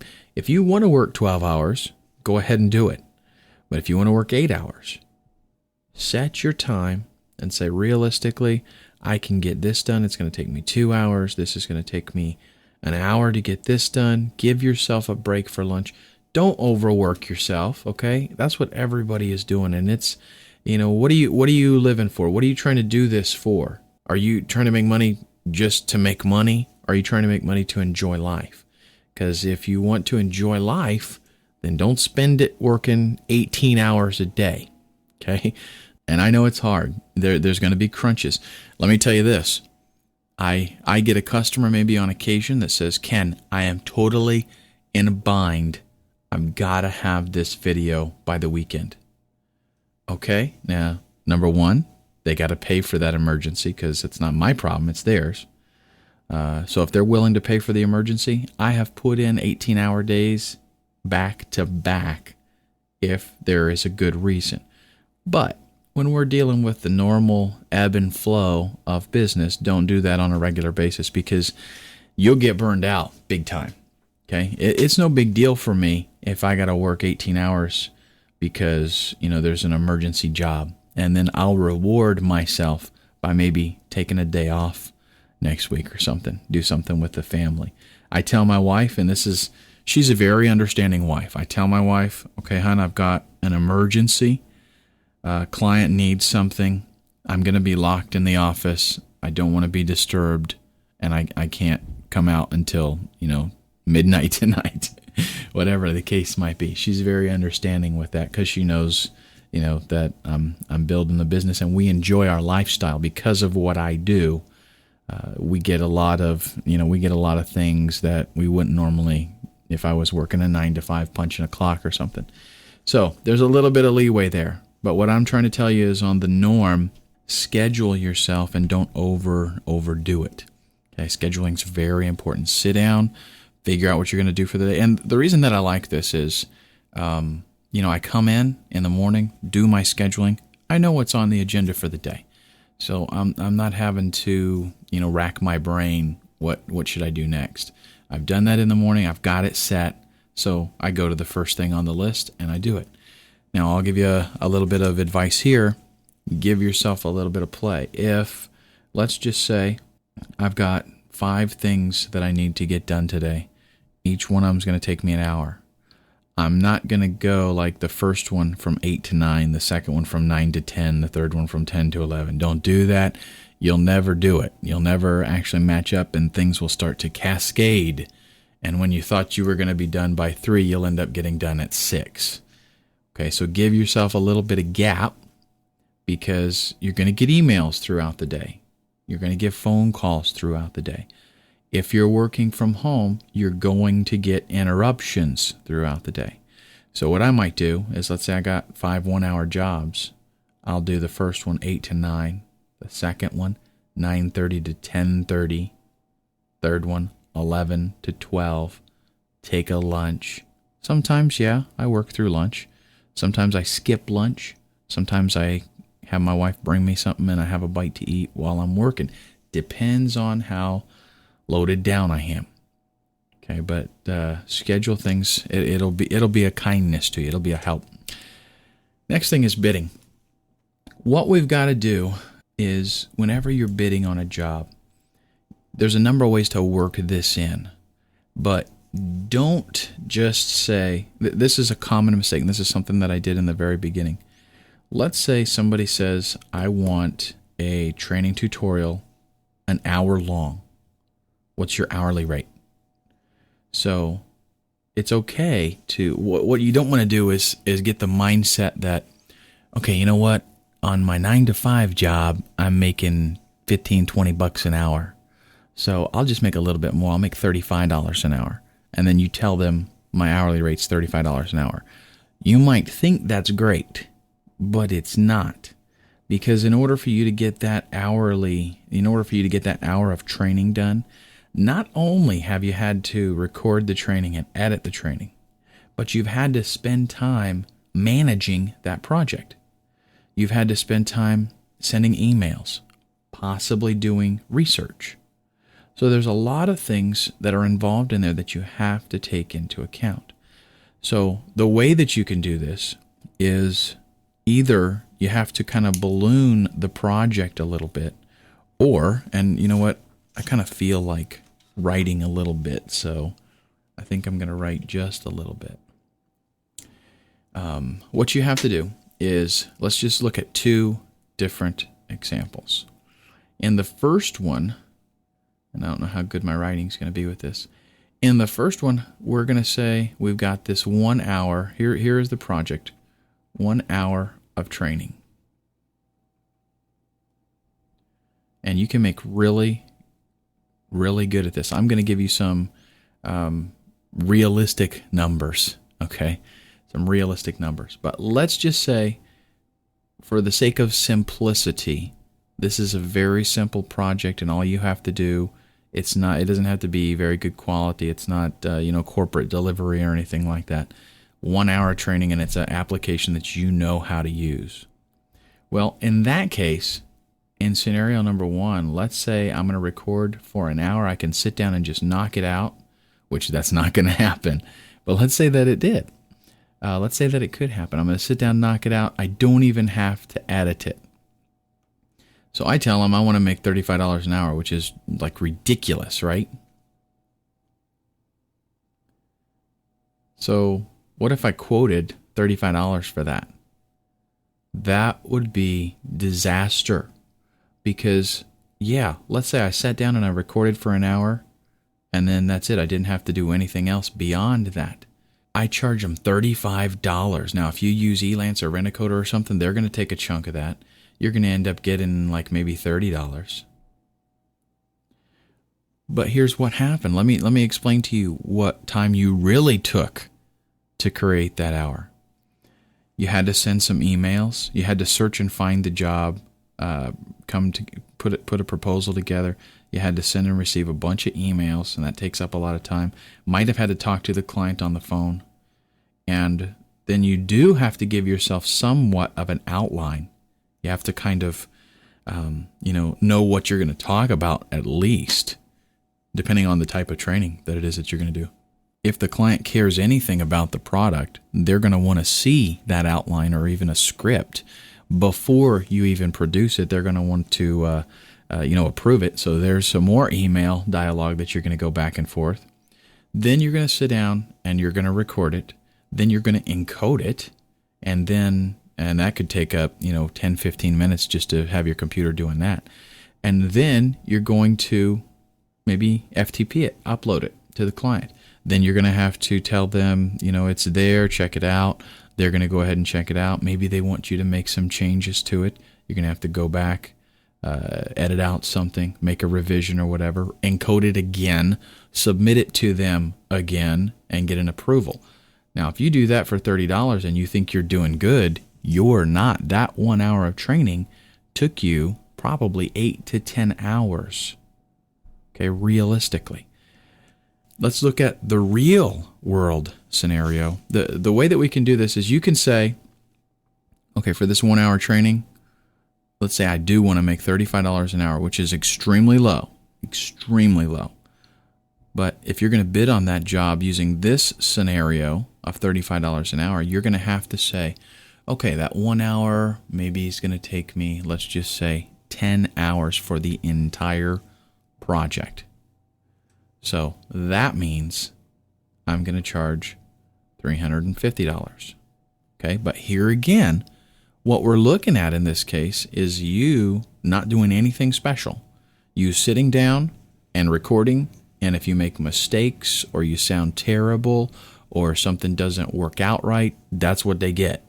Okay, so do you see how that 1 hour training has ballooned out, and now this is what you're going to charge, and that's at an extremely low hourly rate, and that's without doing anything fancy. You're going to sit down, record, talk for an hour, show them something for an hour, and then give it to them. That's it, over and done. That's not realistic. That's not a good way. That's not a good business model. There are people that do this. I'm going to tell you. There are people that do this exact thing. And there are people that will buy it because all they want is an hour of content. They don't care about it. But this is not where you're going to be the most profitable. This is not where you're going to make your money.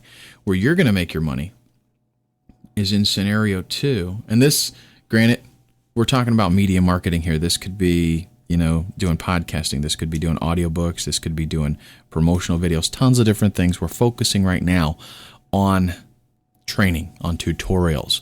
You could pick any of this kind of stuff, or you could do what I do all of it. So this same concept, though the amounts and the times and all that stuff, that is totally different. But the same concept is applied to everything. Let me just give you an illustration.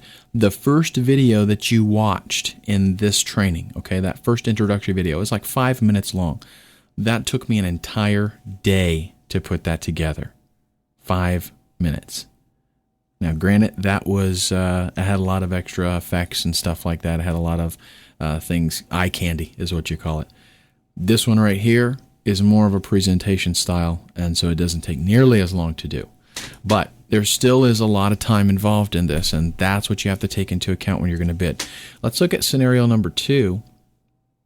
This is my favorite scenario. This is the way that I actually conduct business. What I decided to do was, number 1, I wanted to make $75 an hour. Okay, I thought that was kind of a fair rate. I did a little bit of research. I found out there are, in fact, some other companies that make a lot more than that, but they've got a bigger staff. They've got a bigger facility, and they've got a lot of overhead that they got to take care of. I wanted to make $75 an hour. So here's what I did. I kind of figured out how many hours it would take to create an hour of training on something that I'm familiar with. And I'll tell you here, I've got clients that come and they say something simple, like I want training on Microsoft Word. I'm very familiar with it. I've done a lot of training in the past for that. I can pretty much write out an outline very quickly, and I know what I'm going to be doing and record it. Then you also have clients that say, hey, I've got a custom application, and we wrote it, our company owns it, we need a tutorial done for that. That's a totally different rate for me. It's not that I'm still making the same amount hourly, but what I do is I charge based on the finished product. So for example, I've got 2 rates, one for applications that I'm familiar with or things that I'm familiar with. For example, if somebody wanted training on using Google AdWords, okay, and they came to me and they said, we need training on this, I can create video training for that. It's more of a concept, right? There's a little bit of tools in there, but it's more of a concept. Same thing with this video that you're watching right now. This is a concept. So I can sit down because I know the material and I can create that. Well, on the other side of things, if they come to me and they say, here's this application that, it's our custom application, that's going to get charged at a different finished rate. So that's the way I do things, is based on the finished time. So if it's an application that I'm very familiar with, 1 hour of training is going to be set at one rate. And if it's an application I'm not familiar with, there's going to be a lot of research involved. There's going to be a lot of script creation involved, that kind of stuff. That's going to be charged. An hour of training for that type of product is going to be considerably more. And I tell you what, I'm going to go ahead. I have no fear, so I'm going to go ahead and tell you exactly what I charge. I'm not scared of anybody trying to undercut me or anything like that. So full disclosure here, this is it. For content that I'm familiar with, 1 hour is $1,200. And I'll be honest with you, that's actually pretty low in the industry. You can charge more than that and still get away with it. Like I said, I'm a one-man show here, so not a lot involved. 1 hour that I'm not familiar with, okay, that is a little bit more than double, $2,500. What is it based on? I'll tell you. An hour of this, somebody comes to me and they say, Ken, I need 1 hour of Microsoft Word, or I need 2 hours of Microsoft Word. In order for me to create that 1 hour of training, I'm allotting myself 16 hours. Now, this 16 hours, this includes, and I'll tell you the whole process here. We're going to look at workflow in just a minute. This includes managing the project, and it includes actually creating the content, which the creating the content part, you have to take this into consideration. This is one of the things people miss a lot. To create 1 hour of video, you've got to put yourself together, the script or the outline. You're going to sit down and record. You're going to make mistakes. And that means that 1 hour, if you do actually sit down and say, I'm going to record an hour's worth of content, it's going to take you between an hour and a half and 2 hours of actual recording to get that. Because when you do a presentation or when you do a training, sometimes you lose your train of thought. You have to pause and kind of regroup. Sometimes you mess up in things that you say and you have to repeat yourself. And this takes a lot of talent and skill to pull it off and save yourself time. For example, if you're talking and you make a mistake and you're trying to make a professional production here, then you have to kind of go back and repeat yourself, or you got to do it later on in the edit process. But the point here is there's extra time involved. So then, let's say you record, you're trying to get an hour of training. You're going to record for 2 hours to get that. Then you got to go back and you've got to edit that. That means you've got to listen to a minimum of 2 hours of training. But every time you stop and make an edit, that's another, a block of time that you're eating up. So to edit a 2 hour clip can literally take you 4 hours. So now, let me find a free space to write over here somewhere. So we're creating 1 hour of training. It took 2 hours to actually record it. It's going to take 4 hours to, edit it. We've already got 6 hours involved, and that is strictly recording and editing. This does not take into account what if you do any kind of special effects or create a presentation, something like that. You could easily start racking up an incredible amount of time just to produce this 1 hour of video. Okay, and that, remember, we got to take into account a proposal. We got to take into account communication with the client. A lot of factors that come into play here. So what I don't want you to do is, be surprised and run into this and not have a clue as to what's going on. There's a reason that things cost what they do, and that's because of the time that's involved in it.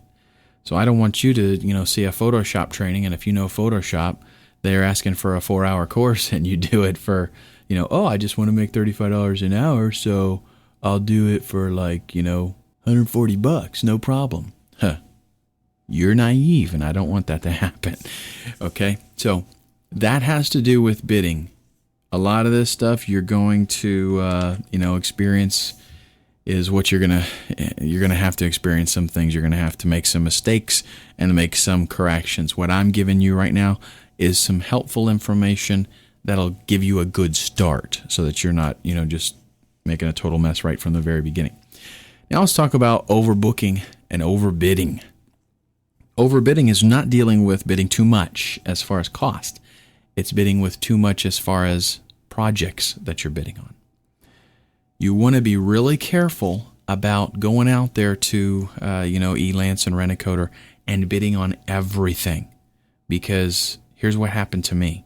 I've done this several times when I was first starting out. I don't do it so much anymore. When I first started out, I started getting jobs, and I would get every single job that I bid on because I was bidding way too low. Okay, I was bidding very low, and I was having fun. I enjoyed what I was doing, and, so I was like, hey, no problem. But then when I started getting really serious and making a business out of this, then I started bidding on a lot of jobs, and I would get every single job. What do you think happened? I was overbooked. I couldn't get everything done. And then you've got customers that are like, hey, you said it would take 3 days to get this done. Now, I never had to deal with that because I worked 18 hours a day to get them all done. But that is that's very stressful. You don't want to be doing that. So what I would suggest is test the waters first. Try to get your price in the ballpark. And I've given you some things to kind of go off of, but the beauty of this, I'll mention this, the beauty of this is working from home. You're going to set your own, your own rate, and it is not geographically contingent. Let me explain. If I live in Chicago, I have to get paid Chicago rates, and I've got Chicago expenses. Well, if I live in Ohio, as I do, and I work on the computer online, I can get paid Chicago or New York or Los Angeles rates and still have Ohio expenses. And that's why I live here. I love it. I can get paid just like I was in Los Angeles because let's say I'm contacting a client that they're in Los Angeles. They're used to paying Los Angeles rates. So I'm going to give them the same quality, and I'm going to charge the same rates. I don't change my rates depending on where my client is. I've got clients in Israel. I've got clients in the United Kingdom. I don't adjust my rate depending on where they are. I just set my rate, and that's it. So that was kind of just a little aside there. I wanted to mention a benefit of doing this kind of thing. With overbooking, you will give yourself, number one, you run the risk of a bad reputation because you don't deliver on time. You're going to stress yourself out. You're going to cause yourself, a lot of problems in your personal life if you have one, which I hope you do. What I would suggest is get your price set first, kind of figure out where you should be, and then go bid on some jobs. You should not get every single job that you bid on. Now, it's good to get most of them, but if you're getting every single job, that's like what I did, there's a reason. It's because you're probably too low. That being said, I try to deliver very good quality no matter what I'm doing. My customers love my work. I could probably charge more, but you're going to get a feel for how much you can actually handle in a day, and that'll give you an idea of how much you can handle in a week. When you go to bid on a job, I don't mind that you bid a little bit more as far as Okay, let me put it this way. Let's say we're going to make things really simple, and obviously the real world is not like this because you're not going to get jobs like this. But let's say there was 5 jobs that you saw on Elance, and all of them wanted a 1-hour training on an application you were familiar with. Let's say that you decide that in a situation like that, you can do 1-hour training in 2 days if it's something that you're familiar with. So given a week's time, you could do 2.5. If you work some Saturday, you could do 3 trainings. So you could produce in 1 week, you could produce 3 hours of training content. I have no problem with bidding on all 5 of those jobs, because even if I get all 5 of them, it would not be a big deal to tell the other 2 clients, I'm not going to be able to get to you till next week. That would be okay. Now, where it might be a problem is if there were 10 jobs on Elance, all 1-hour trainings, and you go out and you bid on all 10 of those, then you're probably going to run into a little bit of difficulty, because you're going to not only have people that you have to put off till next week, but you'll have people that you have to put off till the week after that.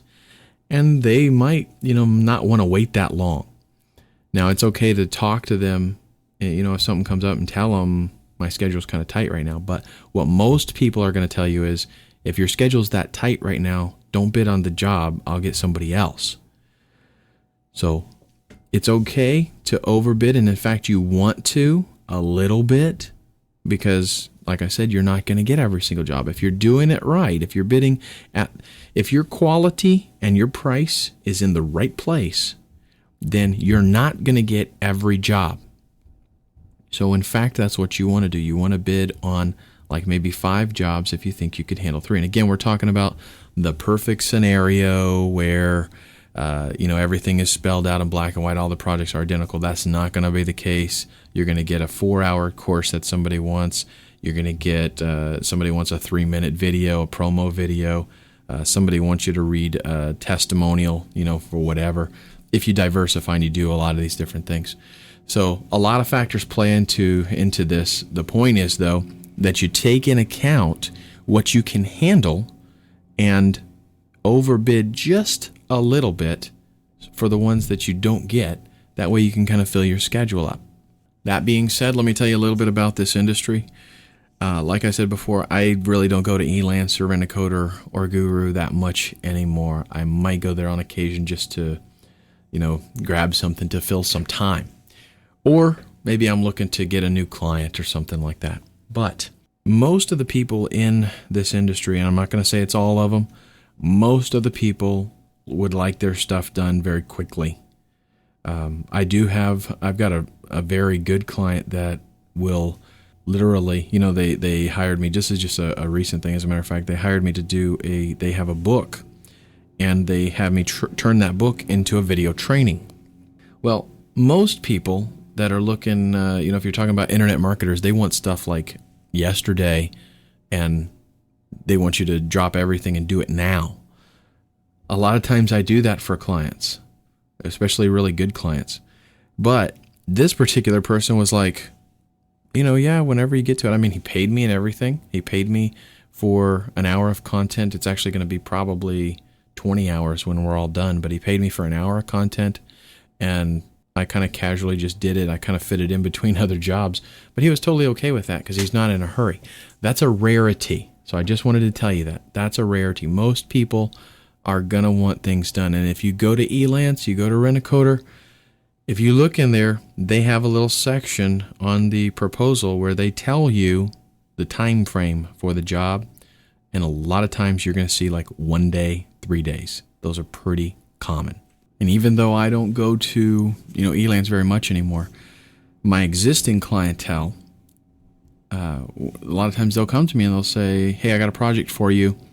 And I got to tell them, okay, that looks great. I'll go ahead and I'll give them a proposal. When I give them the proposal, I let them know, I'm backlogged right now a week, or I won't be able to get to this for 3 days. And most of them don't have a problem with that. Some of them, maybe sometimes they'll tell me, I really bad need this in the next couple of days. And, I try to take care of my clients. So I'll try to do it for them if I possibly can. Let me tell you another thing I haven't mentioned yet. Typical in this industry, this is not the case on Elance or, those kinds of sites like that. There, it works a little bit differently. But typically, I'll have a lot of new word of mouth customers. Somebody referred me to them.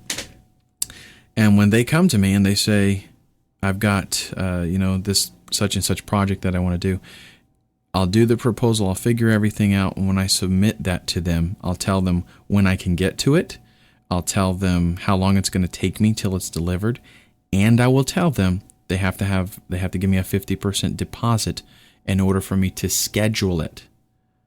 And typically that's not a problem. That's pretty much industry standard in this kind of stuff. So let's say you've got a job, it's going to be, $2,000. They're going to have to give you $1,000 up front because you're both taking a risk, really.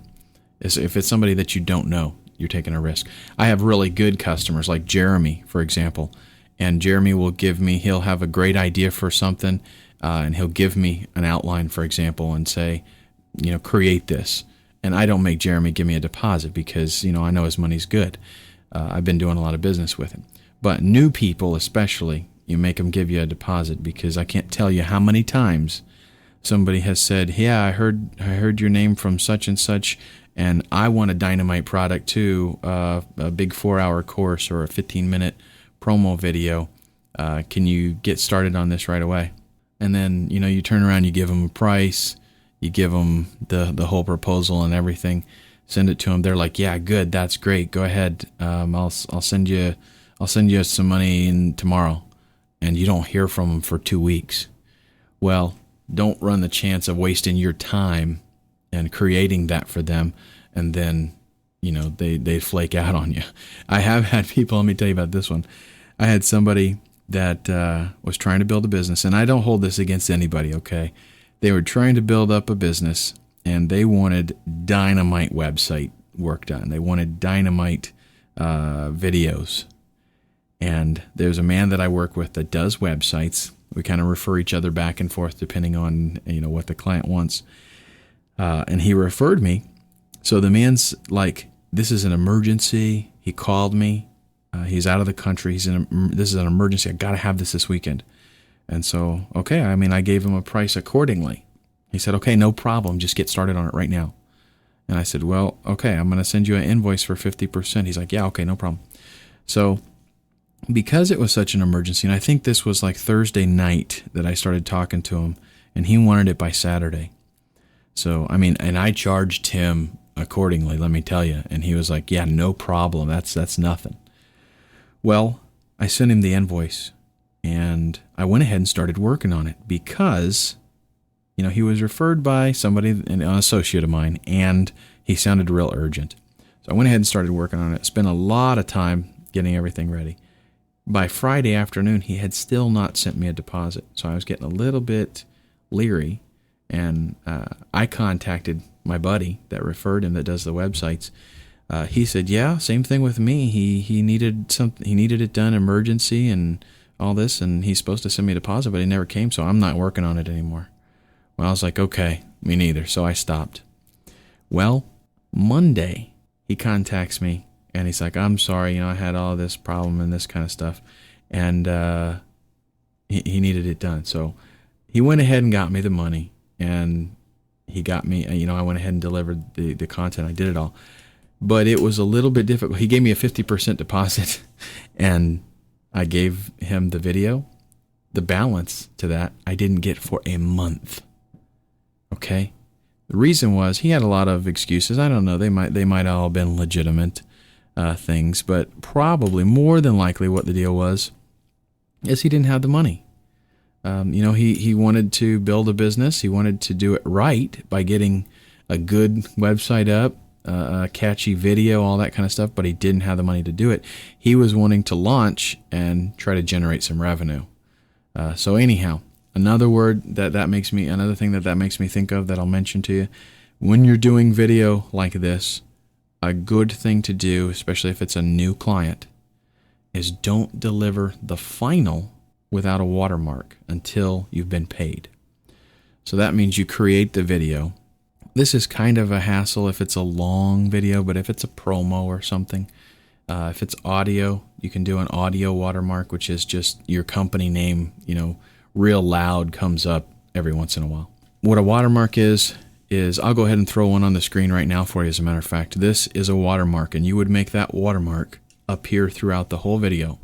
So if you've got a new client and they want to, they want to see the video before it's approved. So let's say they give you a 50% deposit, then they want to see the video before they approve it and release the funds. No problem. Give them a video that's watermarked with your company name, or it has some copyright information or something on it.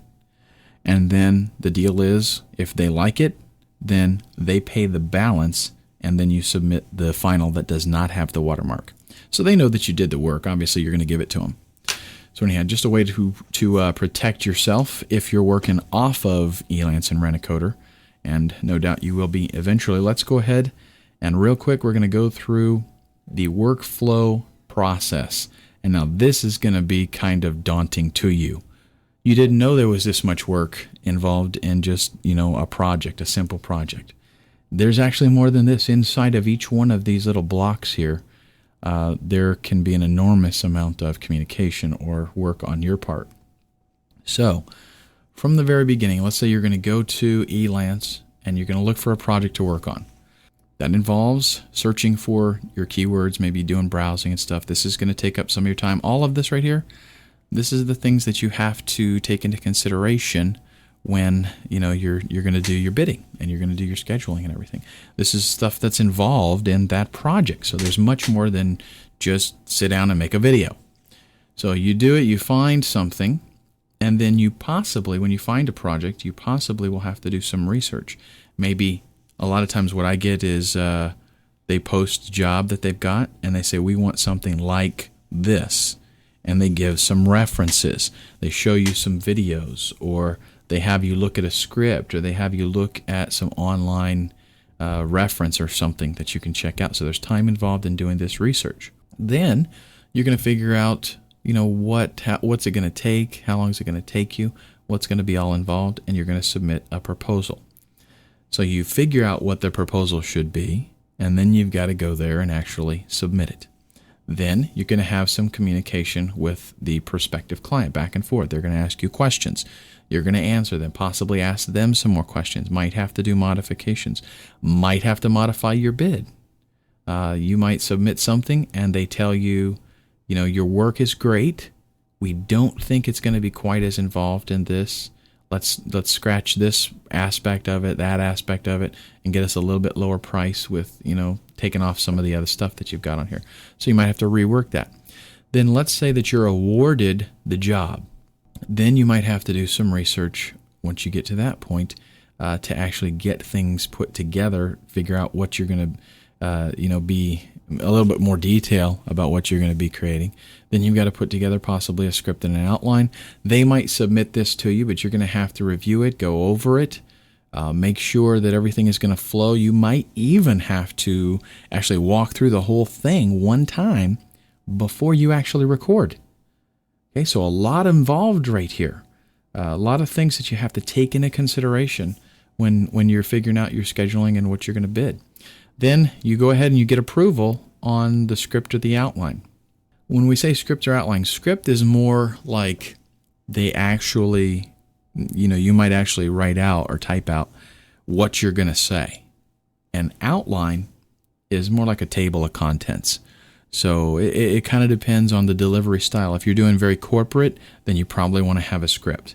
If you're doing a little bit more personal, like this video is, this is more done with an outline. So I've got an outline of the topics that I want to talk about, and then I just talk about those. That's more like what you would see maybe if you went to a live seminar, for example. So then you get the approval for that. Now we've got to actually produce it. So look, producing it is a little past halfway in the whole process. And this part right here is going to take up a ton of time, depending on what the project is. If it's a promo video, this alone, if it's let's say it's a 60-second promo video, this could take you an entire day to get that together. Okay, so you've got to produce it. You've got to do your recording, your editing, any kind of effects that you're doing, any kind of production work, mixing in music, all kinds of stuff happens right here. And then you're going to deliver. That means you're going to encode it in whatever format that they have requested, and you're going to deliver it either maybe on a CD or a thumb drive, or you're going to FTP it to them, whatever you have arranged in that. And then after it's delivered, really, this delivery even includes like delivering it, and they review it and tell you if it needs to have any corrections done to it. In that case, our arrow is going to go back here again, do some rework, and this repeats again. After it is delivered and approved, though, then you're going to get paid. So a lot of steps that we have to go through here, again, for managing one project. And what I want you to take home from this entire module here is take all of this into consideration. Sure, I can't tell you every little thing because I don't know specifically what your niche is going to be, what your twist on this is going to be. But understand that there's so much involved in this, and it's going to take, going through it several times to work out the kinks so that you can figure out what you should be allotting, what kind of time you should be allotting for this and that. But the point is, there's a lot more involved to this than just the doing of it. And you need to account for that in your scheduling so that you don't overbook yourself. And you need to account for it in your bidding so that you don't undercut yourself. And that's it. That's all I wanted to deal with on this. The last module that we're going to go through, I'm going to show you, actually bidding on a job. I'm going to show you the process. And I've got some killer resources that you're going to absolutely love. All right, this is our final video. This is where you're going to get to see kind of the workflow. I mean, not in explicit detail. We're just going to do some screenshots so you can see what's going on through the process of me working. More importantly, I'm going to talk about some niches that are available for you in the media marketing business, and we're going to look at some resources. And let me tell you, from experience, what I'm about to tell you in this one video, which is not going to be incredibly long, but what I'm about to tell you here is worth whatever you had to pay in order to get this training. I'm serious, okay, because of what I went through when I first started out with this. So here's what we're going to deal with. This is kind of an overview. We're going to do submitting a proposal. We're going to talk about some of the niches that are available. Video casts where you basically have a video that plays, and it's pretty straightforward. That also includes webinars, stuff like that. And then podcasting. Podcasting's still very popular today. This is something that you can get into. We're going to talk about specifics, about what the options are later on, but this is just kind of an overview. Training, promos, audiobooks, tons of different things that we could be doing in the media marketing business. You can diversify and do a little bit of everything. You can focus on something and specialize. I'm also going to show you some resources, video converters, royalty-free music. We're going to talk about what that is, why you need it, and also some application training. So first off, we're going to do the bidding, the proposal process. You'll remember that we had that one job we found at Elance that looked like a pretty good job, pretty good project, had a lot of things going for it as far as they obviously knew that it was going to be expensive, and they outlined what they needed. Going to be a lot of stuff going on here. Here is the way that I approach something like that. I introduce myself. I actually did submit this. I just did it yesterday, so I haven't got a response or anything from it, but this is the way I do things. I introduce myself. I tell them why, I tell them about my studio. I tell them what I do. I tell them about experience maybe that I have specifically catering to their project. And then I give them a time frame. In this particular case, I'm kind of busy right now. So I told them that I can start in 2 weeks after they award the project, and that it'll take 2 weeks to complete. And then I give them some samples, something that would be pertinent to their project. Don't just give them samples that, just because they're nice looking samples. Make them something that is pertinent to the project. And then I give them some contact information. And remember what I said? Make it easy for them to contact you. IM, email, phone number, everything. Let them know that you're available, and you can even put in there, if you want, that, I respond to emails like within 2 hours or something like that. Now, here's something that I wanted to show you that pertains to a specific project. I got notified from a buddy of mine about that he referred me.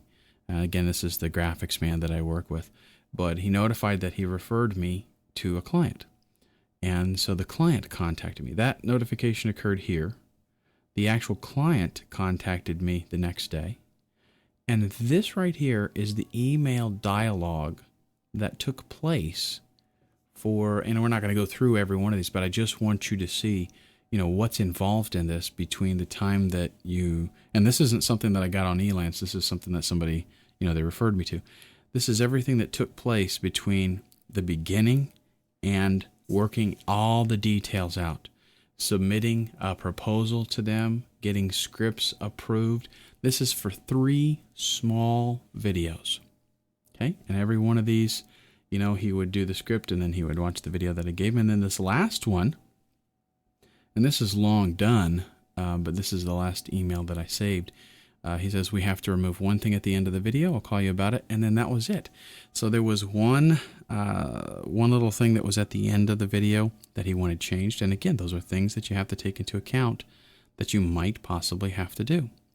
So that's it. This is the process. And now you can see that it's not just, give me a 3-minute promo video. June 22nd, June 23rd, all the way through here to July 12th. And then it was delivered, I believe, the next day, and they paid for it. That's for 3 small, let's see, the length on those, I believe we're looking at 90 seconds. 3 small 90-second videos. Okay, just so you got kind of an idea. This is me actually working on that very project. This is one of those videos. This is a screenshot of Sony Vegas Pro. And what I want to just kind of illustrate here is what's involved in creating something like this. And again, we're looking at a 90-second video. It looks like it's a little bit over that. We're looking at 1 minute and 44 seconds right here. It's a little bit over that. Most of the videos, the other 2 videos were right at 90 seconds, but this one was a little bit longer. I've got a music bed, and a bed is terminology in this industry for just a background. So I've got a music bed going on right here on one track, and then underneath it I've got my narration part. This is where I'm talking. That's done on a separate track, and this way you can control it independently. You can make edits to it. You can adjust the volume, stuff like this. And I just kind of want you to see what a video editor, if you're not familiar with that, what it is really used for.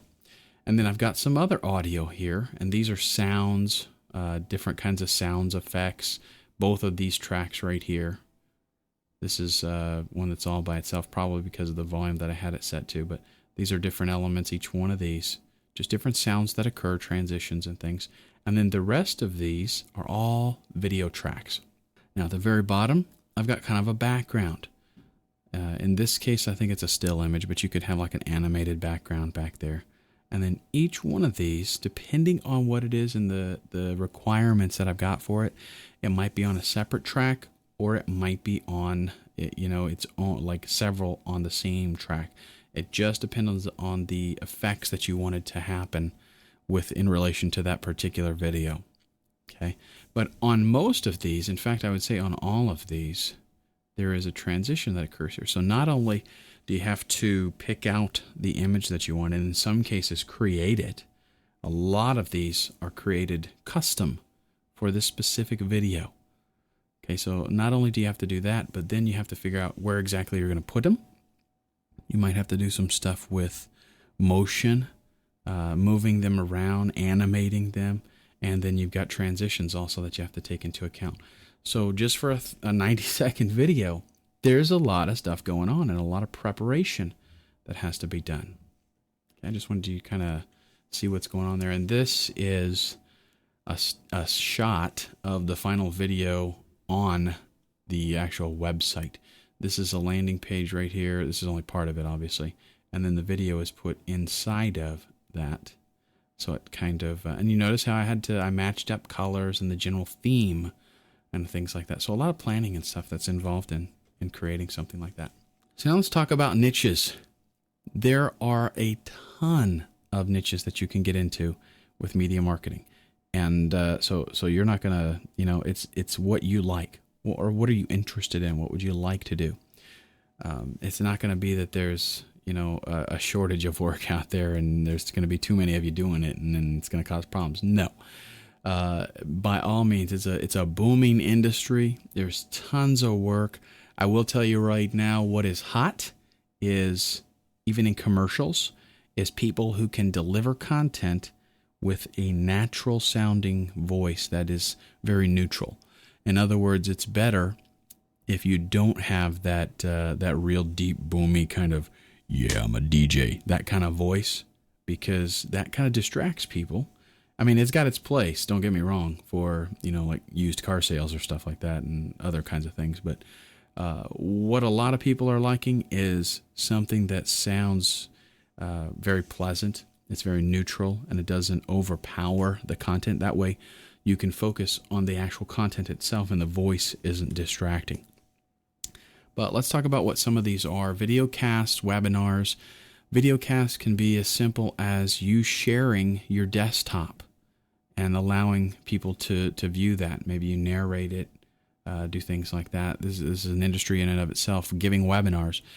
Even if you can specialize in doing this, even maybe you're not the person that will be presenting the webinar, but you want to provide the facilities, or you want to provide consulting for that kind of thing. And by all means, each one of these, there is room for, maybe you don't want to do it yourself.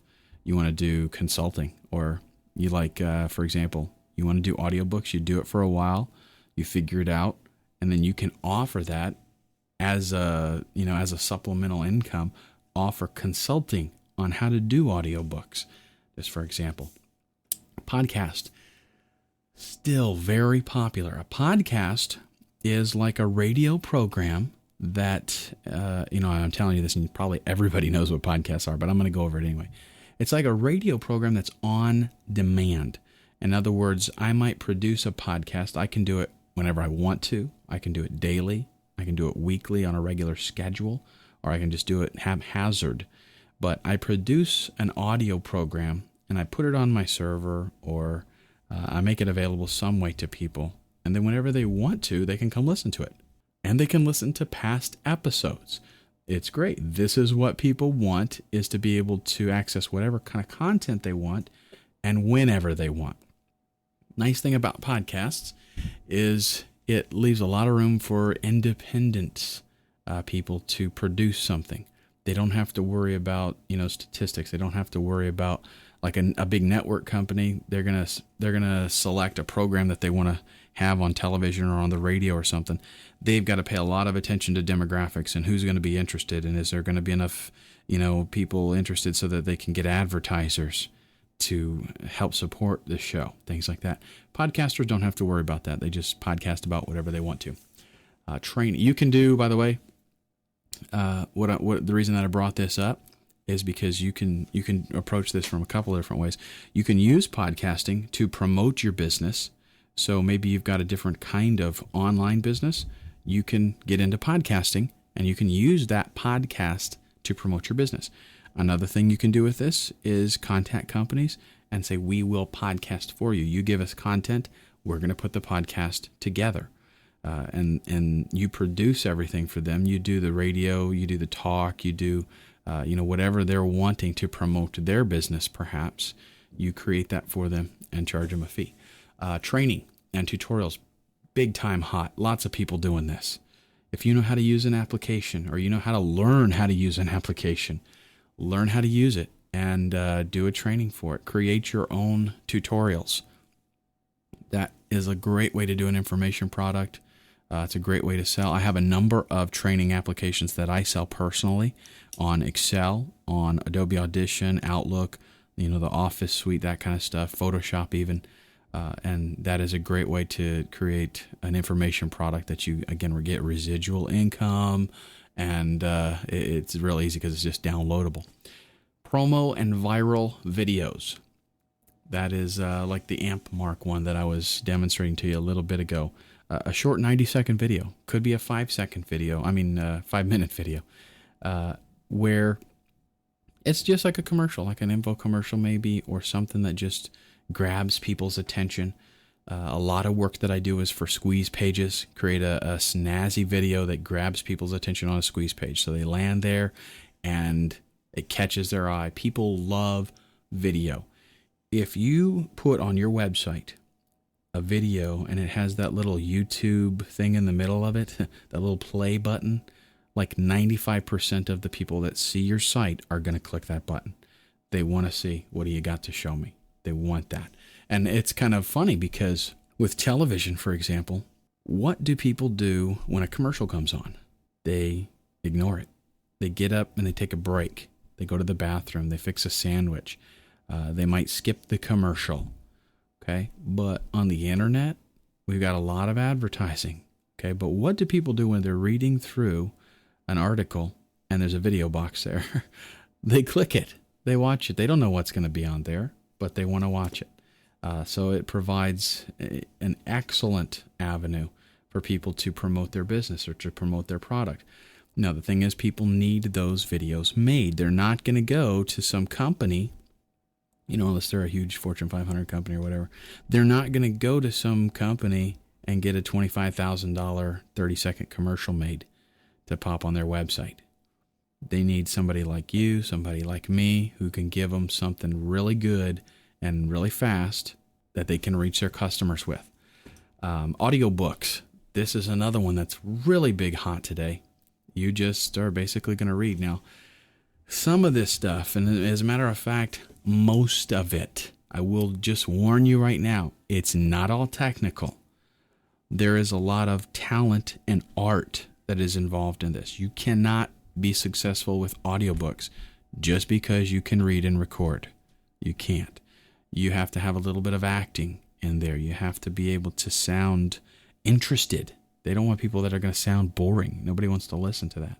But you can provide this as a service, maybe reading scripts for people, reading books for people, or you can, create your own books and sell the books online. A lot of ways you can approach something like this. You can provide a service doing audio commercials.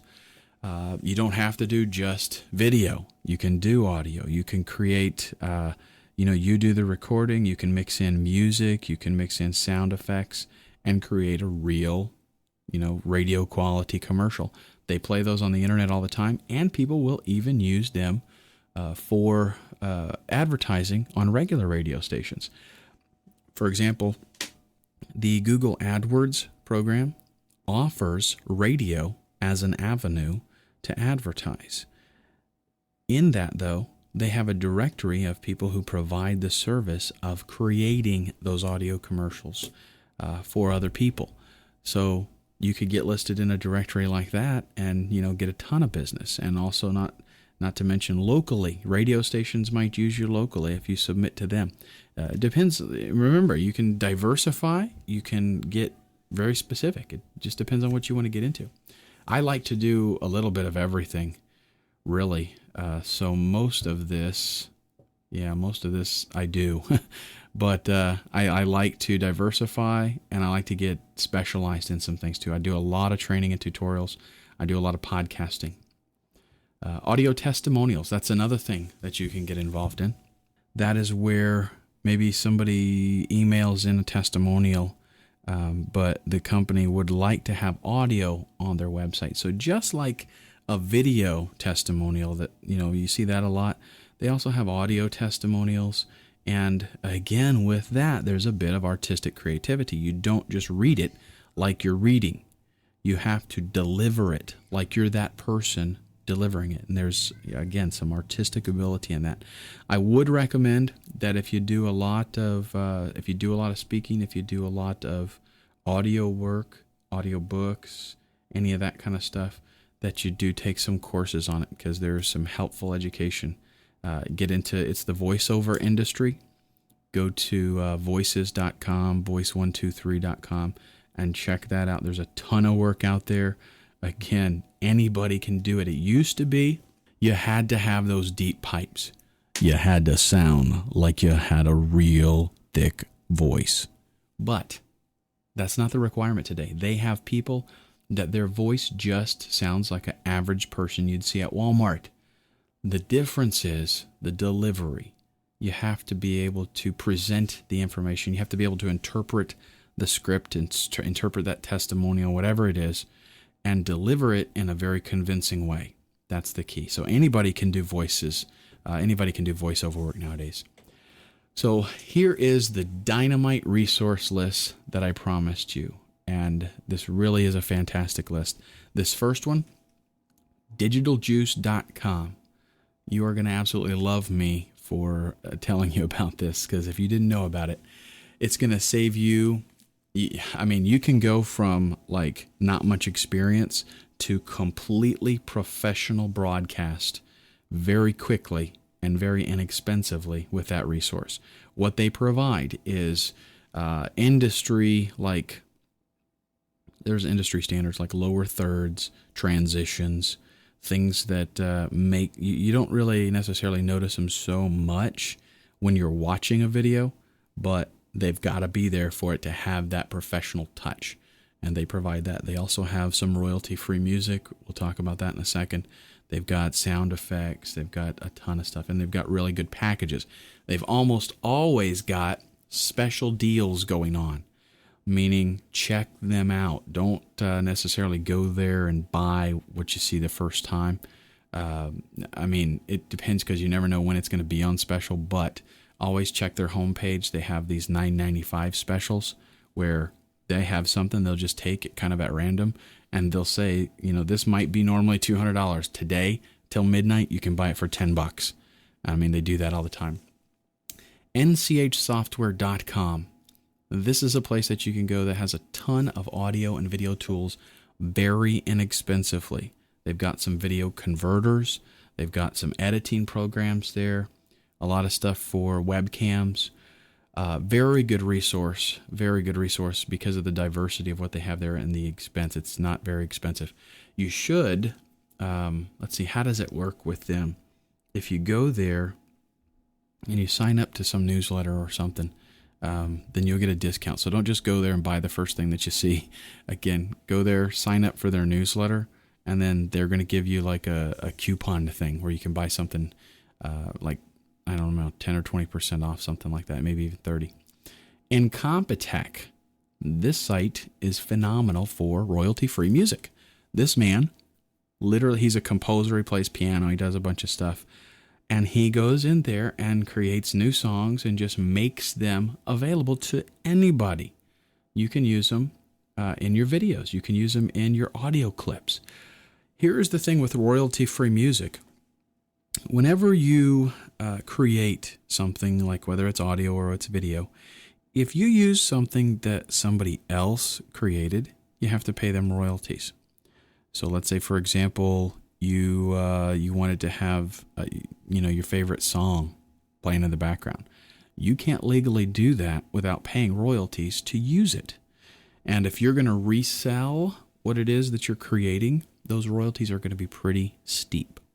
So what you have to do is you have to go out and find a company. There's a bunch of them out there that make royalty-free music, and you can buy it, and it's like stock audio. They have a bunch of songs. Usually they have different versions of lengths. Like they might have a full version that's 4 minutes, and they'll have a 2-minute version, a 1 minute, a 30-second, a 15-second just for transitions. But you pay a lot more for, that one CD that has 10 songs. You pay a lot more for that than you would if you went to Walmart and bought a CD that has 20 songs on it. But that's because you get a license to use it and do whatever you want to with it, pretty much in your productions. So you might buy one CD that has 10 songs on it and 5 versions of each song, shorter versions and longer versions. You might pay $150 for that. You might pay $50 for it. Depends on the quality of it. But then you get a license to use it.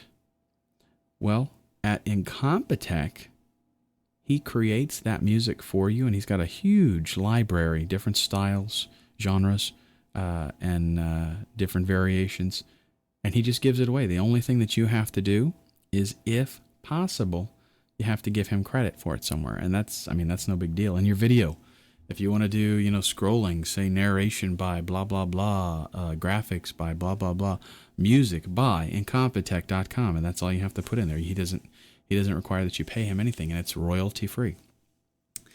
Net Marketing TV. This is a site that is going to be launched here very soon. As a matter of fact, probably by the time you see this video, the site will be launched. It features application training and internet marketing training. So anything related to the internet, anything related to, you know, making money online, the training is on that site. It's a membership site. If you go, you know what, I forgot to put on there. Let me add this in there. There is a special promotion.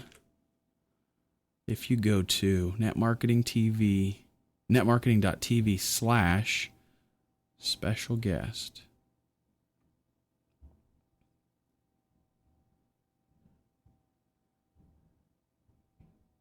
there is a special deal for you. You can sign up there and again, check it out, because I mean, all the applications that we talked about, Sony Vegas, Adobe Premiere, Camtasia, everything, you can get trained how to do it there. So literally with what you have learned in this course, and if you go there and learn how to use those applications, you can go from a total newbie to professional video producer very, very quickly.